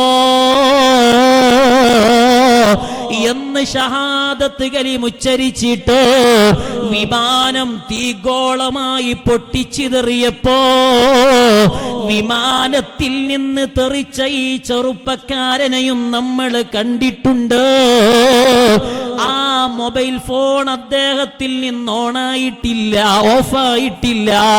അതേ മൊബൈൽ ഫോണിൽ അല്ലാഹു അക്ബർ എന്നിറങ്ങി വരുന്ന ചെറുപ്പക്കാരനെ നമ്മൾ കണ്ടപ്പോ അല്ലാഹുവിന്റെ ഹിഫ്ളെല്ലാം കൈവിട്ടെന്ന് വിചാരിക്കുമ്പോഴും റബ്ബ് എന്നെ കാക്കുമെന്ന പ്രതീക്ഷയല്ലേ എന്റെ ഉമ്മമാരെ? ഹബീബിനെ പ്രാവുകൾ സംരക്ഷിക്കാൻ അല്ലാഹ് ഏർപ്പാടാക്കുന്നു. ആ പ്രാവുകൾക്ക് അല്ലാഹ് ബഹുമാനം നൽകുകയാണ്. ഇന്ന് ലോകത്ത് ഒരു സൃഷ്ടിക്കുമില്ലാത്ത അംഗീകാരം അല്ലാഹ് നൽകിയിട്ടുണ്ട്. ലോകത്തെ വിവിധ രാജ്യങ്ങളിൽ നിന്നുള്ള ആളുകൾ ആ പ്രാവിനെ സൽക്കരിക്കുന്നു. ആ പേരക്കുട്ടികൾ, ആ പ്രാവിന്റെ പേരമക്കൾക്ക് അല്ലാഹ് ബഹുമാനം കൊടുത്തില്ലേ? ലോകത്തിനിന്ന് വിവിധ ദിക്കുകളിൽ നിന്ന് ഉംറക്കും ഹജ്ജിനും വരുന്നവര് പ്രത്യേകമായി പ്രാവുകൾക്ക് ഭക്ഷണം കരുതുന്നില്ലേ? ലക്ഷോപലക്ഷം പ്രാവുകൾ ഹറമിലൂടെ പാറിപ്പറക്കുമ്പോഴും മേൽക്കൂരയുള്ള ഹറം പള്ളിയുടെ മുകളിലെയുടെ പ്രാവുകൾ പറക്കുമ്പോഴും ഒരു പ്രാവും കഅബയുടെ മുകളിലിരിക്കുന്നില്ലല്ലോ. അല്ലാഹു പ്രാവുകൾക്ക് കഅബയാണെന്ന് പഠിപ്പിച്ചു കൊടുത്തതല്ലേ? മദീനയിൽ നിങ്ങൾ നോക്കൂ, ഹബീബിന്റെ പച്ചക്കുബ്ബയില്ലേ? ലക്ഷോപലക്ഷം പ്രാവുകളും അവിടെയില്ലേ? ആ ഹബീബിന്റെ പച്ചക്കുബ്ബയുടെ സമീപത്തുള്ള പല പള്ളികളുമില്ലേ? ആ പള്ളികളുടെ കുബ്ബ കൊണ്ട് പ്രാവിനെ കൊണ്ട് പൊതിയപ്പെടുമ്പോ ഹബീബ് കിടക്കുന്ന പച്ചക്കുബ്ബയുടെ മുകളിൽ ഒരു പ്രാവും ഇരിക്കുന്നില്ലല്ലോ. ഒരു പ്രാവും അഴുക്കാക്കുന്നില്ലല്ലോ. പ്രാവിനറിയാം ലോകത്തിന്റെ നേതാവ് ഉമ്മ വെച്ച് കിടക്കുന്ന മദീനയുടെ മണ്ണാണ്. ആ ഹബീബ് സ്വല്ലല്ലാഹു അലൈഹി വസല്ലമ തങ്ങളുടെ രാജകീയമായ കിരീടമാണ്. ആ കിരീടത്തെ സംരക്ഷിക്കുന്ന അല്ലാഹുവില്ലേ? അതുകൊണ്ട് എന്നെ പ്രതിസന്ധികളിൽ അല്ലാഹു സംരക്ഷിക്കുമെന്ന പ്രതീക്ഷ വേണം. ഏത് ടെൻഷൻ ഉണ്ടാകുമ്പോഴും എനിക്ക് അല്ലാഹു ഉണ്ട് എന്ന പ്രതീക്ഷ വേണം. എന്നെ റബ്ബ് കാക്കുമെന്ന പ്രതീക്ഷയല്ലേ മക്കൾക്ക് നൽകേണ്ടത്? രണ്ടാമത്തത് പക്ഷിയുടെ സ്വഭാവം എന്താണ്? റിഖത്തുൽ ഖൽബാണ്. റമളാൻ വരുമ്പോ നമ്മുടെ മക്കൾക്ക് നമ്മൾ പഠിപ്പിക്കണം. എന്റെ ഉമ്മമാരെ, റമളാനിന്റെ ദിനരാത്രങ്ങൾ കടന്നു വരുമ്പോ എന്റെ മക്കളെ നോമ്പ് ശീലിപ്പിക്കേണ്ട മാസമാണ്. ജമാഅത്ത് പഠിപ്പിക്കേണ്ട മാസമാണ്. എന്റെ മക്കൾക്കെല്ലാം നൽകേണ്ട മാസമാണ്. എന്റെ മക്കൾ വിശുദ്ധമായ മദ്രസയിൽ നിന്ന് കഴിഞ്ഞിട്ട് എല്ലാം പൂട്ടിവെച്ച് കിടക്കാനുള്ളതല്ല. എന്റെ വീട്ടിലെ ഓരോ മക്കൾക്കും ഖുർആൻ വേണം. ആ ഖുർആനിനെ പരിപാലിക്കാൻ മക്കളെ പഠിപ്പിക്കണം. എന്റെ ഉമ്മമാരെ, മദ്രസ കഴിഞ്ഞ് മക്കള് ബാഗൊരറ്റേറിഞ്ഞിട്ടുണ്ട്. ആ ബാഗിൽ ഖുർആൻ ഉണ്ടായിരുന്നു. ഉമ്മാതി തിരഞ്ഞു വെച്ചിട്ട് ആ ഖുർആനിനെ ഒന്നെടുത്ത് വെച്ചിട്ടുണ്ടോ? ആ ഖുർആനിനു പ്രത്യേകമായ സ്ഥാനം നമ്മുടെ വീട്ടിലുണ്ടോ? എന്റെ ഉപ്പമാരെ, നമ്മൾ ഡിന്നർ സെറ്റ് വെക്കാൻ നല്ല ഷെൽഫുണ്ട്. നമ്മുടെ പാട്ടയും കയ്യിലും വെക്കാൻ നല്ല ഷെൽഫുണ്ട്. ചെരുപ്പ് വെക്കാൻ നല്ല ഷെൽഫുണ്ട്. എല്ലാം സൂക്ഷിക്കാൻ അലമാരയുണ്ട്. 500 600 വിലയുള്ള സ്ക്വയർ ഫീറ്റിന്റെ മാർബിൾ ധരിച്ചിട്ടുണ്ട്. 2000 സ്ക്വയർ ഫീറ്റുള്ള വീടുണ്ട്. ബാത്റൂമിലടക്കം മൂല്യമുള്ള സമ്പത്തുണ്ട്. ഞാൻ ചോദിക്കട്ടെ, എന്റെ വീട്ടിൽ വിശുദ്ധ ഖുർആൻ സൂക്ഷിക്കാനെന്ന് പറഞ്ഞിട്ട് സ്വന്തമായൊരു ഷെൽഫ് നമ്മുടെ വീട്ടിലുണ്ടോ? നമുക്ക് സ്വന്തമായൊരു ഖുർആനുണ്ടോ? എത്ര ബർത്ത്ഡേയിൽ നമ്മൾ ഗിഫ്റ്റ് കൊടുത്തിട്ടുണ്ട്. എന്റെ മകൻ 7 വയസ്സായപ്പോ ഖുർആൻ ഒരു ഗിഫ്റ്റ് കൊടുത്തിട്ടോ? ആ ഖുർആന് നമ്മൾ ഓദിച്ചിട്ടുണ്ടോ? എന്റെ ഉമ്മമാരെ സ്വന്തമായൊരു ഖുർആൻ വേണം, ഉപ്പമാരെ സ്വന്തമായൊരു ഖുർആൻ വേണം. ആ ഖുർആനിൽ മരണം വരെ ഞാൻ ജീവിക്കുമ്പോ 100 ഖത്മെങ്കിലും ആ ഖുർആൻ പിടിച്ച് എനിക്ക് ഓതാൻ കഴിയണം. റമളാനിൽ ഞാൻ വുളുവെടുത്ത് വീട്ടിൽ നിന്ന് സുന്നത്ത് നിസ്കരിച്ച് ആ ഖുർആൻ വലതു കൈയിൽ പിടിച്ചാണ് പള്ളിയിൽ നടന്നു പോവേണ്ടത്. പള്ളിയിലെത്തുമ്പോ ഖുർആൻ നമ്മുടെ ഖുർആനിലോതണം. അവിടെ നിന്ന് മടങ്ങുമ്പോ ഖുർആനും പിടിച്ച് വീട്ടിൽ വരണം. അങ്ങനെയൊരു ഖുർആൻ നമുക്കുണ്ടാകുമ്പോ ഏതെങ്കിലും ഒരു ദിവസം വീടിന്റെ ഏതെങ്കിലും ഒരു റൂമിൽ വെള്ള പുതച്ച് നമ്മൾ കിടക്കുമ്പോ അപ്പുറത്തെ റൂമിൽ നിന്ന് മക്കള് കരയും, ഇപ്പുറത്ത് നിന്ന് ഭാര്യ കരയും, അപ്പുറത്ത് നിന്ന് എല്ലാവരും കരയുമ്പോ ആ കരച്ചില് കൊണ്ടൊന്നും എനിക്ക് നേട്ടം കിട്ടിക്കൊള്ളണമെന്നില്ല. എനിക്ക് നേട്ടം കിട്ടുന്ന കരച്ചിലേതാണ്? എല്ലാ ദിവസവും ഞാൻ ഓതി വെക്കുന്ന ഖുർആനുണ്ട്. ആ ഖുർആൻ കരയുമല്ലോ. എല്ലാ ദിവസവും എന്നെ കയ്യിൽ പിടിച്ച് ഓതുന്ന ഉമ്മ മരിച്ചിട്ടുണ്ട്, വാപ്പ മരിച്ചിട്ടുണ്ട്. രാവിലെ ഞാൻ ആ കയ്യിലിരിക്കുമ്പോ എനിക്കെന്താനന്ദമാണ്. ആ മനുഷ്യൻ ഖബറിലാണല്ലോ. അല്ലാഹ്, എനിക്ക് അദ്ദേഹത്തിന്റെ കൂടെ ഖബറിൽ പോകണമെന്ന് ഖുർആൻ അപേക്ഷിക്കുമ്പോ ഹബീബ് പറയാണ്, ഖുർആൻ ഖബറിലേക്ക് അനുകൂല സാക്ഷിയായി വരുമെന്ന് പഠിപ്പിക്കുമ്പോ എന്റെ ഉമ്മമാരെ അങ്ങനെയൊരു ഖുർആൻ നമുക്ക് വേണം, അങ്ങനെയൊരു ഖുർആൻ നമുക്കുണ്ടാവണം.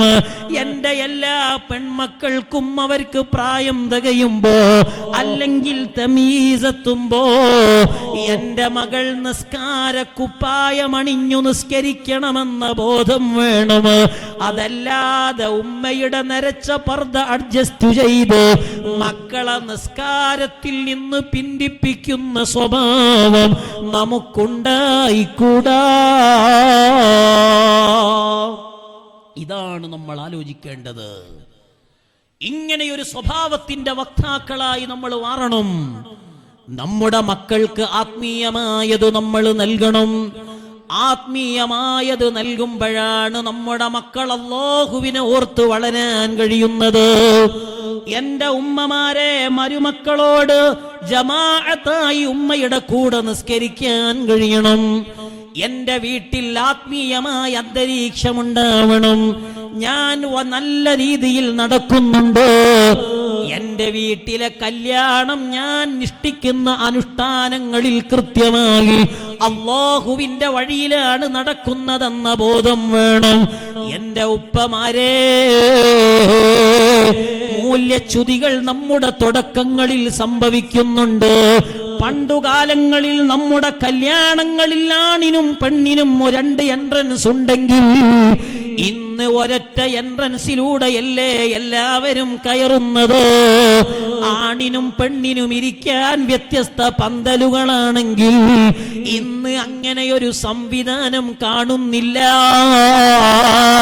എന്റെ ഉപ്പമാരെ, അള്ള സമ്പത്ത് തന്നിട്ട്, ആരോഗ്യം തന്നിട്ട്, പ്രൗഢിയുമെല്ലാം തന്നിട്ട് തോന്നിയതുപോലെ അല്ലാഹുവിന്റെ പൊരുത്തമില്ലാതെ പ്രവർത്തിക്കുമ്പോ വലിയ വലിയ ഹോസ്പിറ്റലുകളിലേക്ക് നിങ്ങൾ കടന്നു ചെല്ലണം. വലിയ രോഗികളെ കാണാറില്ലേ? ദിവസങ്ങളോളമായി നല്ല വീടുണ്ട്, എല്ലാ സംവിധാനങ്ങളും ഉണ്ടായിട്ട് ഭർത്താവിന്റെ കൂടെ കൂട്ടിരിപ്പിനു വേണ്ടി മാസങ്ങളോളം ഹോസ്പിറ്റലിന്റെ വരാന്തയിൽ പത്രവും മറ്റും പിരിച്ച് കിടന്നുറങ്ങുന്ന എത്രയോ മനുഷ്യരില്ലേ? ഒന്ന് വീട്ടിൽ പോവാൻ ആഗ്രഹമുണ്ടെന്ന് പറഞ്ഞ് എങ്ങനെയെങ്കിലും ഡിസ്ചാർജ് ആവണമെന്ന് പ്രതീക്ഷിക്കുന്നവരില്ലേ? അല്ല നമുക്കെല്ലാം നൽകിയപ്പോ, എല്ലാ സംവിധാനങ്ങളും അല്ല കനിഞ്ഞു തന്നപ്പോ, ആ വഴിയിൽ റബ്ബിന് ചെലവഴിക്കാനുണ്ടോ? നമ്മുടെ കൽബുകളെ നന്നാക്കണം. എന്റെ അയൽവാസിയോട് ഞാൻ നല്ല പെരുമാറ്റത്തിലാണെന്ന് ഉറപ്പ് വരുത്തണം. എന്റെ കുടുംബങ്ങളോട് നന്നായിരിക്കാൻ നമ്മൾ ശ്രദ്ധിക്കണം. റമളാനാണല്ലോ റബ്ബേ കടന്നു വരുന്നത്. എന്റെ വീട്ടിൽ നിന്ന് ശുദ്ധീകരണം ആരംഭിക്കണം. എന്റെ ഉമ്മമാരെ, പരീക്ഷയുടെ മാസമാണിത്. റമളാനിൽ നമ്മുടെ മക്കൾക്ക് SSLC ഉണ്ട്, അതുപോലെ ഹയർ സെക്കൻഡറി എക്സാമുകളുണ്ട്. ആ സമയത്തും ആത്മീയ കാര്യങ്ങളിൽ അവരെ പിന്തിരിപ്പിക്കുന്ന സ്വഭാവം നമ്മളിൽ ഉണ്ടായിക്കൂടാ. അവരുടെ പഠനത്തിന്റെ വിഷയങ്ങൾ ശ്രദ്ധിക്കണം. അവർക്ക് വേണ്ടതെല്ലാം നമ്മൾ നൽകുമ്പോ, എന്റെ ഉപ്പമാരെ, തറാവീഹുകൾക്ക് നമ്മൾ പള്ളിയിൽ പോകുമ്പോ, ആ പള്ളികളിൽ നമ്മളിരിക്കുമ്പോ, എന്റെ വീട്ടിൽ നിസ്കരിക്കുന്ന മക്കളുണ്ടാവണം. അവർക്ക് വേണ്ടതെല്ലാം നമ്മൾ ചെയ്തു കൊടുക്കുമ്പോ, ഹബീബ് സ്വല്ലല്ലാഹു അലൈഹി വസല്ലമ തങ്ങളില്ലേ എല്ലാ ദിവസവും ഫാത്തിമ റളിയല്ലാഹു അൻഹയുടെ വീട്ടിൽ ചൊല്ലുന്നുണ്ട്. എന്തിനാണ് ചൊല്ലുന്നത്? ഹബീബ് വിളിക്കാനാണ്. സുബ്ഹിയുടെ മുന്നേയുള്ള വിളിയാണ്. നബി സ്വല്ലല്ലാഹു അലൈഹി വസല്ലമ തങ്ങൾ ഫാത്തിമയെ വിളിക്കുമ്പോ, ഫാത്തിമ റളിയല്ലാഹു അൻഹ എണീറ്റ് നിസ്കരിക്കുമ്പോ, ഹബീബായ സ്വല്ലല്ലാഹു അലൈഹി വസല്ലമ തങ്ങൾ മടങ്ങുമ്പോ, അവിടുന്ന് സ്വഹാബത്തിനെ വാപ്പയുടെ ഡ്യൂട്ടി കാണിച്ചു കൊടുക്കുകയാണ്. ഫാത്തിമ ബീവി നിസ്കാരം ഉപേക്ഷിക്കുന്ന മോളല്ല. ഫാത്തിമ ബീവി റളിയല്ലാഹു അൻഹയും അവിടുത്തെ കുടുംബത്തെയും ഹബീബ് പരിപാലിക്കുകയാണ്. ഇങ്ങനെ നമ്മുടെ ആത്മീയ വിഷയത്തിൽ മക്കളെ ശ്രദ്ധിക്കണം. അതേപോലെ തന്നെ മനസ്സകങ്ങൾ റബ്ബിന്റെ പൊരുത്തത്തിലാണെന്ന് നമ്മൾ ഉറപ്പുവരുത്തണം. ഏതു മനുഷ്യരോടും റമളാനെത്തി എന്റെ ഖൽബ് നന്നാവണമെന്ന നിർബന്ധമുണ്ടാവണം. ഏതെങ്കിലും ഒരവസ്ഥയിൽ ഞാൻ പിണങ്ങി നിൽക്കുന്നവരുണ്ടെങ്കിൽ ഉറപ്പാണ് അവൻ ഇങ്ങോട്ട് വന്ന് നന്നാവണമെന്ന് ആഗ്രഹിക്കാതെ, ഞാൻ അവന്റെ മൂത്തതാണ്, അവൻ ഇങ്ങോട്ടല്ലേ വരേണ്ടത് എന്ന് നോക്കി നിൽക്കാതെ, എന്റെ ഖൽബ് റമളാനിലേക്കു തിരിക്കാൻ നമ്മൾ റെഡിയാവണം.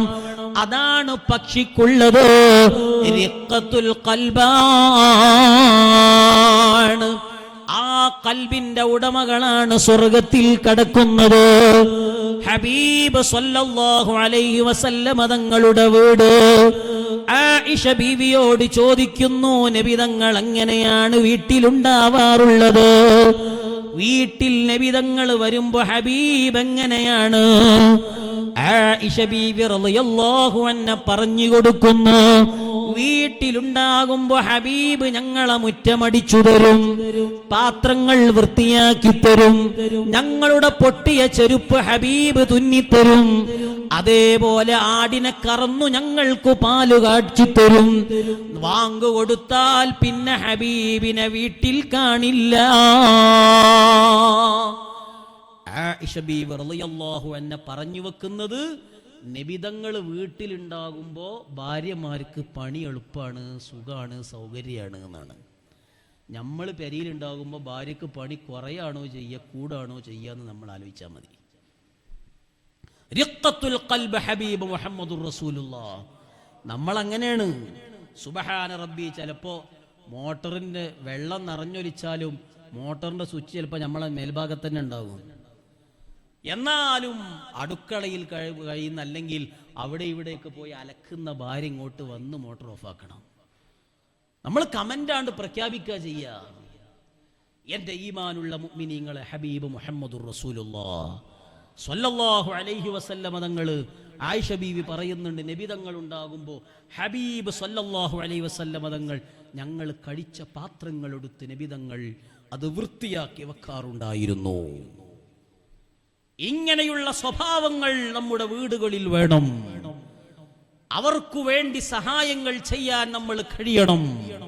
ഇതാണ് റിഖത്തുൽ ഖൽബ് ഹബീബ് മുഹമ്മദുർ റസൂലുള്ളാഹി സ്വല്ലല്ലാഹു അലൈഹി വസല്ലം.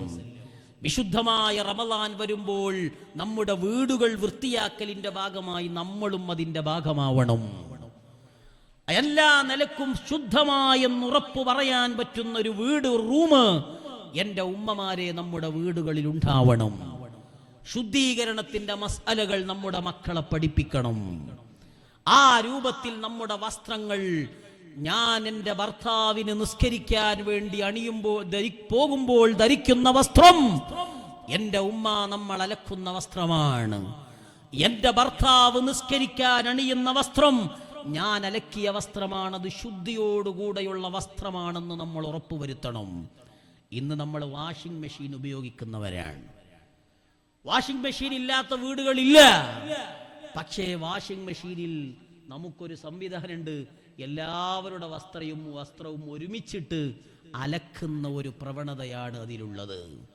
ചെറിയ കുട്ടികളുടെ വസ്ത്രവും വലിയവരുടേതിടും. ചെറിയ കുട്ടികളുടെ വസ്ത്രത്തിൽ നജസുണ്ടാകുമെന്ന് ഉറപ്പാണ്.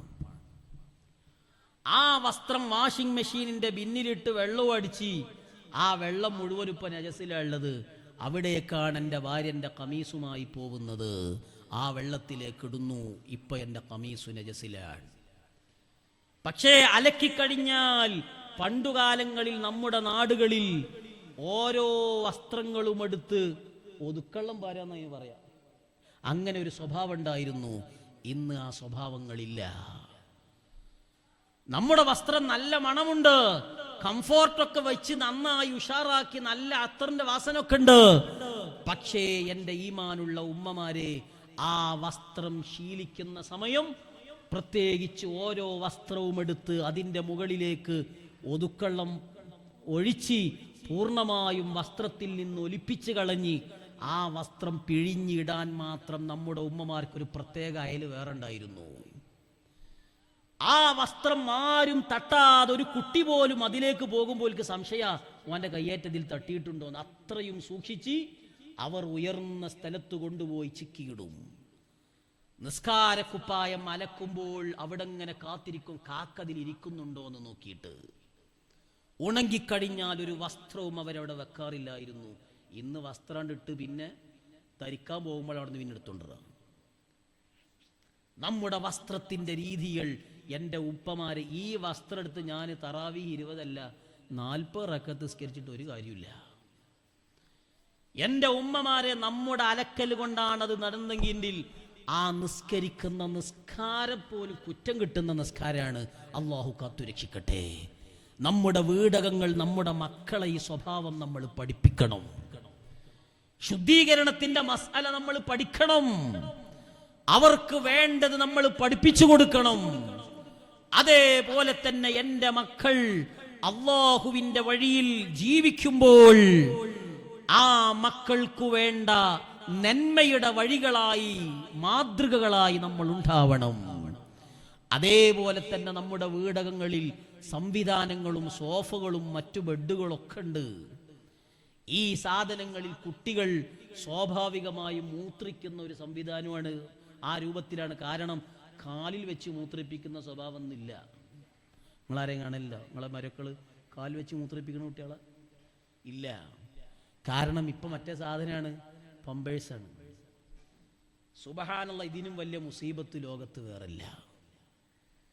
നിങ്ങൾ ആലോചിച്ച് നോക്കി, ഇപ്പോൾ ഈ സൂപ്പർ മാർക്കറ്റ് സംവിധാനം കൂടി വന്നപ്പോൾ ഇപ്പോൾ ഭാര്യയും ഭർത്താവും കൂടി ഒരുമിച്ചാണ് കടയിൽ പോവല്. ഭാര്യ ആദ്യം തന്നെ ആ കൊട്ടയ്ക്ക് എടുത്ത് അരിച്ചാക്കിന്റെ വലിപ്പമുള്ള പമ്പേഴ്സാ. ഇതൊരു 100 ഇതിങ്ങനെ ഓഫർ നോക്കണല്ലേ. ഈ നല്ല സുഖാണ്. മക്കൾ ആ പമ്പേഴ്സിനുള്ളിൽ ഇങ്ങോട്ട് ആക്കിയാൽ ഒരു 5-8 മണിക്കൂർ പിന്നെ നോക്കണ്ട. എൻ്റെ ഈമാനുള്ള ഉപ്പമാരെ, ആ സാധനം വീട്ടിലേക്ക് നമ്മൾ അടുപ്പിക്കരുത്. എല്ലാ സംവിധാനങ്ങളും വീട്ടിലുണ്ടായിട്ട് എല്ലാ വെള്ളത്തിന് വെള്ളം, അതേപോലെ തന്നെ പ്ലംബിംഗ് സിസ്റ്റത്തിന് അതൊക്കെ ഉണ്ടായിട്ട് നമ്മുടെ മക്കൾക്ക് വിശാലമായി ചിലപ്പോൾ കുട്ടികളേറ്റ് പോലെ ചിലപ്പോൾ വാഷ് ബേസിൻ അങ്ങോട്ടാണ് മൂത്രിച്ച് മോളെ അതിലൊന്ന് കഴുകി കൊടുക്കുന്ന പറഞ്ഞാൽ ചിലപ്പോൾ അവിടെ നമ്മൾ ഭക്ഷണം കഴിച്ചാൽ കൈ കഴുകുന്ന വാഷ് ബേസിൻ അങ്ങോട്ട് പോയി കലക്കി കുത്താൻ വരും. ഈ ഒരു സ്വഭാവം ശുദ്ധിയുടെ വിഷയത്തിൽ തീരെ ശ്രദ്ധയില്ല. ഞാൻ ചോദിക്കട്ടെ, നമ്മൾക്ക് അല്ലാഹു തആല ഒക്കെ തന്ന് നമ്മൾ അടിവസ്ത്രത്തിൽ കാഷ്ടമായി മൂത്രമായി, ഈ വസ്ത്രം നമ്മൾ ഒരു 6 മണിക്കൂർ ഇട്ട് ഇങ്ങനെ നടക്കുകയാണെങ്കിൽ എത്ര അസ്വസ്ഥത ഉണ്ട് നമുക്ക്. ഇതേ അസ്വസ്ഥത കുട്ടിക്കുണ്ട്. മിണ്ടാൻ കഴിയില്ല എന്ന് വിചാരിച്ച് തോന്നിയത് ചെയ്യുമ്പോൾ അള്ളാഹു എൻ്റെ ഉമ്മമാരെ റബ്ബ് നമ്മളെ ചോദ്യം ചെയ്യും, ഉറപ്പാണ്. ആ ഒരു സ്വഭാവം നമ്മുടെ വീടുകളിൽ നിന്ന് നമ്മൾ എടുത്തു മാറ്റണം. എല്ലാ സംവിധാനങ്ങളും പിന്നെ ആർക്കാണ്? പുതിയ കാലത്ത് സൗകര്യങ്ങളെ കൊണ്ട് അസൗകര്യങ്ങൾ ഉണ്ടാക്കുന്ന കാലത്താണ് നമ്മളുള്ളത്.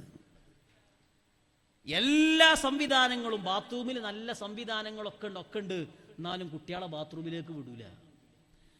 അതല്ലെങ്കിൽ കുട്ടികൾ അധിക ബാത്റൂമുകളിൽ യൂറോപ്യൻ ക്ലോസറ്റാണ്. ഈ കുട്ടികൾ ഈ ക്ലോസറ്റിലേക്ക് പോയി കഴിഞ്ഞാൽ ഓല വൃത്തിയും വെടിപ്പൊന്നുണ്ടാവില്ല, അങ്ങ് മൂത്രയിച്ചാളും. ഈ ക്ലോസറ്റിന്റെ വക്കിലും വായിലൊക്കെ ചിലപ്പോൾ മൂത്രം ഉണ്ടാവും. ഇതെങ്ങനെയെന്ന് കുട്ടിക്ക് അറിയൂല. ആ ക്ലോസറ്റിന്റെ മുകളിലാണ് ചിലപ്പോൾ നമ്മൾ പോയിരിക്കുക. പലപ്പോഴും അത് വൃത്തിയാക്കുന്ന സ്വഭാവം നമുക്കില്ല. പല വീടുകളിലും പോകുന്ന സമയത്ത് ഭക്ഷണം കഴിച്ചതിന് ശേഷം ഒന്ന് ബാത്റൂം അന്വേഷിക്കുമ്പോൾ ബാത്റൂം ഉണ്ടാന്ന് ചോദിക്കുമ്പോൾ പെട്ടെന്ന് ബാത്റൂമിലേക്ക് പറഞ്ഞേക്കൂല. അഥവാ ബാത്റൂമിലേക്ക് പോയാൽ തന്നെ ചിലപ്പോൾ ആ വാഷ് ബേസിൻ്റെ അപ്പുറം ഇപ്പുറമൊക്കെ തോരെ പമ്പേഴ്സ് ഉണ്ടാവും. ഇത് അവിടെ ഇങ്ങനെ അട്ടി വെച്ച് നിറഞ്ഞിട്ടാണ് പിന്നെ അപ്പുറത്തേക്ക് മാറ്റൽ. ഈ തീരെ വസ്ത്രത്തിൻ്റെ വിഷയത്തിൽ, ശുദ്ധിയുടെ വിഷയത്തിൽ നമ്മൾ ശ്രദ്ധിക്കുന്നു. അതുകൊണ്ടാണ് ഇന്ന് പള്ളിയൊക്കെ നിറഞ്ഞിരിക്കുന്നത്. നിങ്ങൾ ആലോചിച്ച് നോക്കുകയാണ്, പണ്ട് തറാവിക്ക് ഇത്ര ആളുണ്ടായിരുന്നു നമ്മളെ പള്ളിയിൽ, നാൾ കൂടുതലല്ല. തറാവീനൊക്കെ ആൾ കൂടുതലാണ്. സുന്നത്ത് നിസ്കാരത്തിനൊക്കെ ആളുകൾക്ക് ആകാംക്ഷ, ആഗ്രഹമാണ്. പക്ഷെ എന്തുകൊണ്ട് അതിൻ്റെ ആത്മീയമായ നേട്ടം നമുക്ക് ലഭിക്കുന്നില്ല? അതിൻ്റെ അടിസ്ഥാനം നമ്മളിൽ നിന്ന് നഷ്ടപ്പെട്ടു പോയിട്ടുണ്ട്. നമ്മുടെ വസ്ത്രങ്ങൾ ശുദ്ധിയില്ലാത്ത വസ്ത്രങ്ങൾ, അതുപോലെ തന്നെ ഹറാം കലർന്നു വരുന്ന ഭക്ഷണങ്ങളും പണവുമാണ് നമ്മുടെ മക്കളെ നമ്മൾ തീറ്റിപ്പോറ്റുന്നത്. അള്ളാഹു നമ്മളെ കാത്തുരക്ഷിക്കട്ടെ. ഇന്ന് ബിസിനസ്സുകൾ സുബ്ഹാന റബ്ബി ഇടവും വലവും നോക്കാതെ പണമുണ്ടോ അതിനു വേണ്ടി ഇറങ്ങാണ്. ഒരു സ്റ്റാറ്റസ് വെച്ചാൽ 10 രൂപ കിട്ടുന്ന എവിടെങ്കിലും ഉണ്ടെങ്കിൽ ഉമ്മമാരെ സ്റ്റാറ്റസ് പിന്നെ നോക്കണ്ട തന്നെ. ഇത് ഏത് കടയുടെ പരസ്യമാണെന്ന് പോലും ചിന്തിക്കണില്ല. അങ്ങനെ അല്ലെങ്കിൽ സ്റ്റാറ്റസ് വെച്ച് 100 ആളെ കണ്ടങ്ങൾക്ക് ഒരു കുഴിമന്തി, പിന്നെ നോക്കണ്ട, ആ 100 ആളെ കാണാൻ വേണ്ടിയിട്ട് ആണും പെണ്ണൊക്കെ സ്റ്റാറ്റസ് വെക്കാണ്. ഈ ബോധത്തിൽ നമ്മളെ തന്നെ ഇല്ലായ്മ ചെയ്യപ്പെടുന്ന ഒരു കാലത്താണ് നമ്മൾ ജീവിക്കുന്നത്. അതുകൊണ്ട് അള്ളാഹുവിനെ പേടിച്ച് നമ്മുടെ ഇടയിൽ അള്ളാഹു തആല നൽകിയ സൗകര്യങ്ങളിൽ എൻ്റെ നിസ്കാരവും ഇബാദത്തുകളും കുറ്റമറ്റതാവണമെന്ന നിർബന്ധം എൻ്റെ ഉമ്മമാരെ നമുക്ക് വേണം. ഈ ഒരു കണിശമായ സ്വഭാവം നമ്മുടെ വീടുകളിൽ ഉണ്ടാവണം. അങ്ങനെയുണ്ടാകുമ്പോഴാണ് ആ വീട്ടിൽ ബറക്കത്ത് അല്ലാഹു തആല നിലനിർത്തുകയുള്ളൂ. അതേപോലെ തന്നെ ഹബീബ് മുഹമ്മദുർ റസൂലുള്ളാഹി സ്വല്ലല്ലാഹു അലൈഹി മാ നബത മിനൽ ഹറാമി വന്നാർ ഔലാ ബിഹി, ഹറാമുമായി ബന്ധിക്കുന്ന ഒരു ജീവിതം നമ്മുടെ വീടുകളിൽ, നാടുകളിൽ ഇന്ന് ഏറ്റവും ചെറിയ കുട്ടിയാണെങ്കിലും പൈസ ബിസിനസ്സാണ് എന്ന് കേൾക്കുമ്പോഴേക്കും അതിലേക്ക് ഇറങ്ങിത്തിരിക്കുന്ന ഒരു കാലത്ത്, മോനെ നിന്റെ ATM ഇങ്ങോട്ട് കൊണ്ടുപോവാ, അക്കൗണ്ട് ഞാൻ എടുത്തു തരാം, എൻ്റെ ATM ഇതിൻ്റെ അടുത്ത് നിന്നോട്ടെ, 1,00,000 വന്നാൽ 10,000 റുപ്യ എനിക്ക് തരും എന്ന് പറഞ്ഞ് ഒരാളെ പേരിൽ തന്നെ 10-15 അക്കൗണ്ടിന് നമ്മൾ വഴങ്ങി കൊടുക്കുക. എന്നിട്ട് ആ ATM ഉപയോഗിച്ച് അവനെ ദേഷ്ടം പൈസയും മറ്റും ട്രാൻസാക്ഷൻ ചെയ്യുന്നു, പൈസ എടുക്കുന്നു, നമ്മൾ അറിയുന്നില്ല. എപ്പോഴെങ്കിലും ഇവനക്കൊരു 10,000 രൂപ കൊടുക്കുന്നു. ഇത് ഇന്നത്തെ നമ്മുടെ മക്കളിലുള്ള ഒരു ട്രെൻഡാണ്. ഈ അടുത്ത് ഒരു ചെറുപ്പക്കാരന് UP-യിൽ നിന്ന് പോലീസിൻ്റെ നോട്ടീസ് വന്നു, ഈ അക്കൗണ്ടിലേക്ക് ഒരു ഫ്രോഡ് ഫണ്ട് കയറിയതിൻ്റെ പേരിൽ. അതിങ്ങനെ തീരുമാനമായി എന്ന് കഴിയുമ്പോഴാണ് പിന്നെ കർണാടകയിൽ നിന്ന് മറ്റൊന്ന് വരുന്നത്. എൻ്റെ ഈമാനുള്ള ഉമ്മമാരെ, ഇങ്ങനെയുള്ള കാര്യങ്ങളിൽ നമ്മുടെ സ്ത്രീകൾ പോലും പെട്ടുപോകുന്ന ഒരു കാലത്താണ് നമ്മൾ ജീവിക്കുന്നത്. മഹാനരായ ഇമാമുൽ ഹറമൈൻ റളിയല്ലാഹു അൻഹു. ഞാൻ നിർത്തുകയാണ്. ഹബീബ് മുഹമ്മദുർ റസൂലുള്ളാഹി സ്വല്ലല്ലാഹു അലൈഹി വസല്ലമ തങ്ങളുടെ 2 പള്ളിയിലും ദർസ് നടത്തിയ വലിയ മഹാനും സൂഫിയും മുഫ്തിയുമാണ് ഇമാമുൽ ഹറമൈൻ റളിയല്ലാഹു അൻഹു. ഇമാമുൽ ഹറമൈൻ റളിയല്ലാഹു അൻഹു ദർസ് എടുക്കുന്നു. ആ ദർസിന്റെ സമയത്താണ് മഹാനവർകൾക്ക് കിതാബിന്റെ വരി മാറുന്നത്. മാറിയ സമയം ഇമാമുൽ ഹറമൈൻ തങ്ങൾ ഉറക്കെ എണീറ്റു കരഞ്ഞു പറഞ്ഞു, ഇതൊരു മുലപ്പാലിന്റെ പ്രശ്നമാണ്. ശിഷ്യന്മാർ അത്ഭുതപ്പെട്ടു, ഒന്നും ചോദിച്ചില്ല. ക്ലാസുകൾ കഴിഞ്ഞപ്പോ ഉസ്താദിനോട് ചോദ്യം ചോദിക്കാനുള്ള സമയമുണ്ട്. ഒരു ശിഷ്യൻ എണീറ്റു നിന്ന് ചോദിക്കുന്നു, ഉസ്താദേ, നിങ്ങൾ പറഞ്ഞ ഹുക്കുമുകളൊക്കെ മനസ്സിലായിട്ടുണ്ട്. നിങ്ങളെ ക്ലാസിന്റെ ഒരു വാചകം എനിക്ക് തിരിഞ്ഞില്ല. നിങ്ങളൊരു മുലപ്പാലിന്റെ പ്രശ്നമെന്ന് പറഞ്ഞത് എന്താണ്? ഞങ്ങൾക്ക് മനസ്സിലാവുന്നില്ല. ഇമാമുൽ ഹറമൈൻ റളിയല്ലാഹു അൻഹു പറഞ്ഞു, അതൊരു മുലപ്പാലിന്റെ പ്രശ്നം തന്നെയാണ്. ഞാൻ ചെറിയ കുട്ടിയായ സമയം എന്റെ പ്രിയപ്പെട്ട ഉമ്മ എന്നെ നോക്കി വളർത്തുന്ന നേരം, ആ സമയത്ത് ഉമ്മാന്റെ മടിയിൽ ഞാൻ കിടക്കുമ്പോഴാണ് നന്നായി വയറു നിറച്ചു പാലു തന്നിട്ട് എന്റെ ഉമ്മ എന്നെ കിടത്തിയത്. അപ്പുറത്തെ വീട്ടിലേക്ക് വർത്തമാനത്തിന് എന്റെ ഉമ്മ പോയിട്ടുണ്ട്. ആ ഉമ്മ അവിടെ എത്തിയപ്പോഴേക്കും ഞാൻ തൊട്ടിലിൽ നിന്നുണർന്നു വെച്ചു. ഞാൻ കരഞ്ഞപ്പോഴും എന്റെ ഉമ്മ എന്റെ കരച്ചിൽ കേൾക്കുന്നില്ല. വീടിന്റെ തൊട്ടപ്പുറത്തുള്ള അടിമപ്പെണ്ണ് എന്നെ കേൾക്കുകയാണ്. ഈ അടിമപ്പെണ്ണ് കേട്ടപ്പോ കുട്ടിന്റെ കരച്ചിൽ അസഹ്യമായപ്പോൾ കരഞ്ഞപ്പോ ഞാനാണെങ്കിൽ പാല് കുടിക്കുന്ന പ്രായമാണ്. ഈ അടിമപ്പെണ്ണ് വേഗം എന്നെ വാരിയെടുത്തു. എന്നിട്ട് അടിമപ്പെണ്ണിന് അന്ന് കുട്ടിണ്ട്, പാലുള്ള സമയമാണ്, എനിക്ക് നന്നായി പാല് തന്നു. ഞാൻ മടിയിൽ കിടന്ന് പാല് കുടിക്കുന്നു. അപ്പോഴാണ് എന്റെ വാപ്പ കയറി വരുന്നത്. സുബ്ഹാനല്ലാഹ് എന്ന് പറഞ്ഞ് അടിമപ്പെണ്ണിന്റെ മടിയിൽ നിന്ന് എന്നെ എടുത്തിട്ട് എന്റെ 2 കാലും വാപ്പ പൊക്കിയിട്ട് എന്നെയൊന്ന് കുടഞ്ഞു കളഞ്ഞു. ഞാൻ കുടിച്ച പാല് മുഴുവനും വാപ്പ ഒഴുക്കിക്കളഞ്ഞു. അടിമപ്പെണ്ണിന്റെ മുലപ്പാല് യജമാനന്റെ സമ്മതമില്ലാതെ നൽകൽ ഹറാമാണ്. എന്റെ മകന്റെ വയറ്റിൽ ഒരു ഹറാമായല്ലോ. അന്ന് എന്റെ വാപ്പ എന്റെ കാല് പിടിച്ച് കൊടഞ്ഞപ്പോഴും ഏതോ ഒരു തുള്ളി എന്റെ പാലന്റെ ശരീരത്തിന്റെ ഭാഗമായിരുന്നു. ആ പാലന്റെ ശരീരത്തിന്റെ ഭാഗമായതുകൊണ്ടാണ് ഇന്നെന്റെ കിതാബിന്റെ വരി മാറിയതെന്ന് ഇമാമുൽ ഹറമൈൻ റളിയല്ലാഹു അൻഹു. എന്റെ ഈമാനുള്ള ഉമ്മമാരെ, എന്റെ ഉപ്പമാരെ, പഴങ്കഞ്ഞി കുടിക്കേണ്ടി വന്നാലും എന്റെ മകനെ ഹറാമ് തീറ്റിപ്പിക്കില്ല എന്ന നിർബന്ധം വേണം. പണത്തിനോടുള്ള അത്യാർത്തി നമ്മുടെ മക്കളിൽ ഉണ്ടാക്കരുത്. എങ്ങനെയെങ്കിലും പണം കിട്ടുമ്പോൾ അതിന്റെ ഒരു മദ്രസും ചോദിക്കാതെ വാങ്ങി ഉപയോഗിക്കരുത്. എന്റെ മകൻ അല്ലാഹുവിന്റെ വഴിയിലാവണമെന്ന പ്രതീക്ഷ വേണം. അറിയില്ലേ, ഇമാമുന അബുൽ ആലിയ റളിയല്ലാഹു അൻഹു, അതേപോലെ തന്നെ അബൂ ഖറാബ റഹ്മത്തുള്ളാഹി അലൈഹി, മഹാനവർകൾ വലിയ മുഹദ്ദിസാണ്, വലിയ ദാക്കിറും ആലിമുമാണ്. മറ്റൊരു റിവായത്തിൽ മഹാനരായ അബൂ ഖലാബത്തുൽ ജുറമി. ആരാണ് അബൂ ഖലാബ റളിയല്ലാഹു അൻഹു? അവിടുന്ന് അല്ലാഹു മക്കളെ കൊടുത്തു, നന്മ കൊടുത്തു, എല്ലാം അല്ലാഹു നൽകിയപ്പോൾ എന്റെ ഈമാനുള്ള ഉമ്മമാരെ, മകനു വേണ്ടി ജീവിക്കാൻ മറന്ന വാപ്പയാണ്. അവസാനം മകൻ കേടുവരുമോ എന്ന് പേടിച്ച് കാടുകളിൽ ചെന്നു ജീവിച്ചയാളാണ്. മകന്റെ മരണവാർത്ത കാട്ടിൽ ജീവിക്കുമ്പോ വന്യജീവികൾ മകനെ കൊല്ലുകയാണ്. ആ സമയം വാപ്പയുടെ മുന്നിലേക്ക് മരണവാർത്ത എറിഞ്ഞപ്പോ അബൂ ഖലാബയുടെ മറുപടി, അല്ലാഹ്, എന്റെ മകൻ ലഹരി കഴിച്ചുവെന്ന വാർത്ത കേൾക്കേണ്ടി വന്നില്ലല്ലോ, അൽഹംദുലില്ലാഹ്. എന്റെ മകന്റെ മരണവാർത്ത കേൾക്കുന്നതിനേക്കാളും എനിക്ക് ബേജാറ് എന്റെ മകൻ കള്ളു കുടിച്ചുവെന്ന വാർത്ത കേൾക്കുന്നതാണ്, എന്റെ മകൻ വ്യഭിചരിച്ചുവെന്ന വാർത്ത കേൾക്കുന്നതാണ്. അതുകൊണ്ട് നമ്മുടെ മക്കളെ ആത്മീയതയിലേക്ക് നടത്തണം. വിശുദ്ധമായ റമളാൻ നല്ല ചൂടുകാലമാണ്.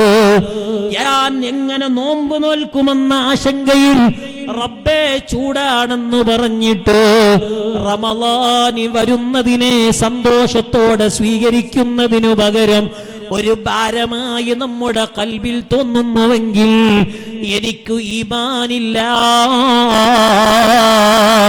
എന്റെ ഉമ്മമാരെ റമളാൻ ചൂടുകാലത്ത് വരുമ്പോ, എന്റെ ഉപ്പമാരെ ചൂടുള്ള സമയത്ത് വരുമ്പോ ഞാനെങ്ങനെ നോമ്പ് നോൽക്കുമെന്ന ആശങ്കയല്ല വേണ്ടത്. ആ ചൂടുകാലത്ത് ഞാൻ നോമ്പ് നോൽക്കുമ്പോ എന്റെ നോമ്പിന് 10 മടങ്ങ് പ്രതിഫലമുണ്ട്. അല്ലാഹ്, റമളാൻ ചൂടുകാലത്താകണമെന്ന് ദുആ ചെയ്ത മഹാന്മാരുണ്ട്. ചൂടുകാലത്ത് റമളാൻ വരുമ്പോ, റമളാൻ അല്ലാത്ത സമയത്ത് ചൂടുകാലമുണ്ടാകുമ്പോ നന്നായി ആ ദിവസം നോമ്പെടുത്ത മഹാന്മാരുണ്ട്. അറിയില്ലേ, സൽമാനുദ്ദാറാനി റളിയല്ലാഹു അൻഹു വലിയ മഹാനല്ലയോ? ചൂടുകാലം വരുമ്പോ മഹാനവറുകൾക്ക് നോമ്പാണ്. റമളാൻ അല്ലാത്ത സമയമെങ്കിലും നോമ്പാണ്. ചൂടത്ത് നോമ്പെടുക്കാൻ ഇഷ്ടമാണ്. നോമ്പ് നോറ്റ് വെയിലത്തൂടെ നടന്നിട്ട് മഗ്രിബ് വാങ്കിന്റെ സമയം കാണുന്ന പള്ളിയിൽ കയറി നോമ്പ് തുറക്കുമ്പോൾ, നല്ല ചൂടുള്ള സമയത്ത് സൽമാനുദ്ദാറാനി തങ്ങൾ നോമ്പ് നോറ്റപ്പോ ആ നോമ്പ് തുറക്കാൻ വെള്ളമില്ല. നാട് മുഴുവനും വരൾച്ചയുണ്ട്. പള്ളിയിലേക്ക് കയറിയപ്പോ ആളുകൾ തയമ്മും ചെയ്ത് നിസ്കരിക്കുന്നുണ്ട്.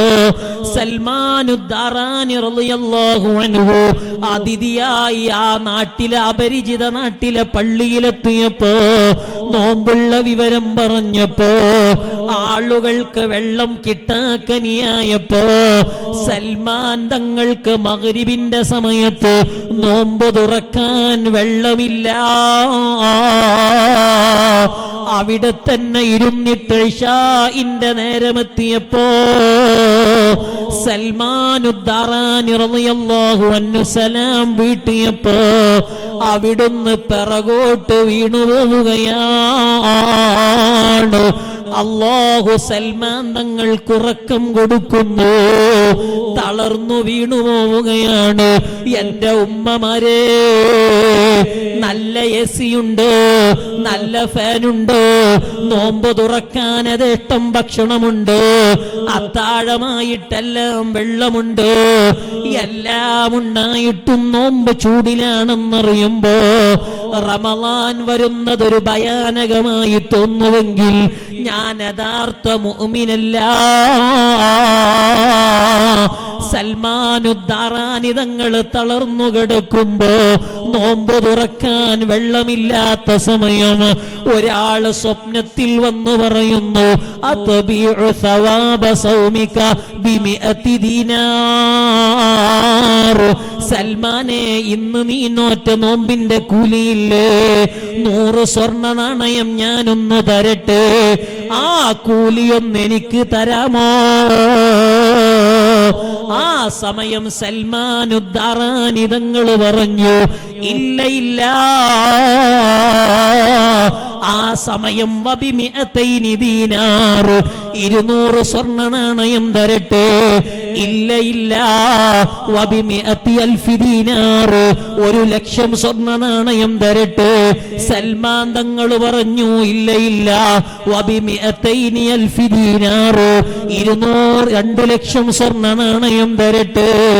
സൽമാൻ തങ്ങൾ പറഞ്ഞു, ഇല്ല ഇല്ല. ആ സമയം സൽമാനുദ്ദാറാനി തങ്ങൾ ചോദിക്കുന്നു, ഈ ദുനിയാവ് മുഴുവൻ തന്നാലും ഞാൻ ഇന്ന് നോറ്റ നോമ്പിന്റെ കൂലി തരൂല. എന്തേ നിങ്ങൾ എന്റെ നോമ്പിന്റെ കൂലിയിൽ കൂടുന്നത്? ആ സമയം സ്വപ്നത്തിൽ വന്നവര് പറഞ്ഞു, ഞാനൊരു മലക്കാണ്. ഇന്ന് മഗ്രിബോട് കൂടിയ സമയത്ത് നീ നോറ്റ നോമ്പ് ആകാശലോകത്തേക്കുയരുമ്പോ അർശും കുർസിയും സുഗന്ധം കൊണ്ട് പരിമളമായിട്ടുണ്ട്. എല്ലാ മലക്കുകളും ആ കൂലിയിരുന്നത് നോക്കി നിൽക്കുന്നുണ്ട്. എല്ലാവരും തക്ബീർ ചൊല്ലി സ്വീകരിക്കുന്നുണ്ട്. ആ രാജകീയമായി ഇന്ന് നിങ്ങൾ നോറ്റ നോമ്പിന്റെ കൂലി റബ്ബിലേക്ക് ഉയർത്തിയപ്പോ ഞാൻ ആ കൂലി പ്രതീക്ഷിച്ച് മൊത്തം വിലയിൽ വാങ്ങാൻ വന്നതാണ്. നിങ്ങൾ ഇന്നത്തെ നോമ്പ് കൊണ്ട് അല്ലാഹുവിനെ കണ്ടിട്ടുണ്ട് സൽമാൻ എന്ന് പറഞ്ഞ് സൽമാൻ തങ്ങളെ സന്തോഷിപ്പിക്കുമ്പോ, എന്റെ ഉമ്മമാരെ, എന്റെ ജീവിതത്തിൽ ഇതൊരു അവസരമാണെന്ന് മനസ്സിലാക്കണം. ഇനി ഇങ്ങനെ ശക്തമായ ചൂടിൽ ഒരു റമദാൻ വന്നുകൊള്ളണമെന്നില്ല. എല്ലാം മനസ്സിലാക്കുമ്പോ, റബ്ബിന്റെ പൊരുത്തത്തിലാവുമ്പോ, എന്റെ മക്കള് ദീനിന്റെ സ്വഭാവമുള്ളവരാകുമ്പോ, അതിനു വേണ്ടി എല്ലാ സംവിധാനങ്ങളുമുണ്ട്. നാടുകളിൽ വ്യത്യസ്തങ്ങളായ ക്ലാസുകളുണ്ട്, നമ്മുടെ പ്രസ്ഥാനങ്ങളുണ്ട്, സംഘടനകളുണ്ട്, അതിന്റെ കീഴിൽ ക്ലാസുകളുണ്ട്. എന്റെ ഉമ്മ, എന്റെ മകൻ SSF-ൽ പ്രവർത്തിക്കുന്നുണ്ടെന്ന് ഉറപ്പുവരുത്തണം. നമ്മുടെ മക്കളെ പുതിയ കാലത്ത് വീട്ടിൽ കൊണ്ടുപോയി അടച്ചിടാൻ കഴിയില്ല. കേടുവരുമെന്ന് പേടിച്ചു ചങ്ങലക്കിടാൻ പറ്റില്ല. അവരെ പുറം ലോകം കാണിക്കാതിടാൻ പറ്റില്ല. പിന്നെ മറിച്ച് ആത്മീയമായൊരു ബൗണ്ടറി വരക്കലാണ്. ആ ബൗണ്ടറിയാണ് എന്റെ യൂണിറ്റിലെ SSF, ആ ബൗണ്ടറിയാണ് SYS, ആ ബൗണ്ടറിയാണ് മുസ്ലിം ജമാഅത്ത്. എന്റെ ശരീരം മരുതാത്തത് പറയുമ്പോ ഞാൻ SSF-കാരനാണെന്ന ചിന്ത നമ്മുടെ മക്കളെ ഇസ്ലാമിന്റെ വരുതിയിൽ നിർത്തും. എന്റെ മകൻ അത് സംസ്കരിക്കും. തെറ്റിലേക്ക് പോകുമ്പോ നല്ല നേതാക്കളും കൂട്ടുകാരുമുണ്ട്, അവനോട് അരുതെന്നു പറയാൻ ആളുകളുണ്ടാവും. ഏത് ഹറാമിലേക്ക് പോകുമ്പോഴും നമ്മുടെ മഹാന്മാരാകുന്ന ഗുരുനാഥന്മാർ, നമ്മുടെ ഉസ്താദുമാർ ഏത് സമയത്തും അവർക്ക് വേണ്ടിയുള്ള ദുആയുണ്ട്. എന്റെ എല്ലാ മക്കളും ഈ വഴിയിലാവണമെന്ന നിർബന്ധം വേണം. എല്ലാ സമയത്തും അതിന്റെ പ്രചാരകരും പ്രവർത്തകരുമാകുമ്പോ ആത്മീയമായി എല്ലാം എന്റെ മക്കൾക്ക് ലഭിക്കും.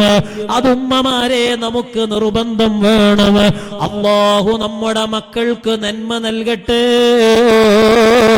നമ്മുടെ ഖൽബ് റബ്ബ് നന്നാക്കട്ടെ. എല്ലാ പരിശുദ്ധമായ ജീവിതവും നമുക്ക് തന്നിട്ട് നന്മയുള്ള ആളുകളിൽ അല്ലാഹുവേ നീ ഞങ്ങളെ പെടുത്തണേ അല്ലാഹ്.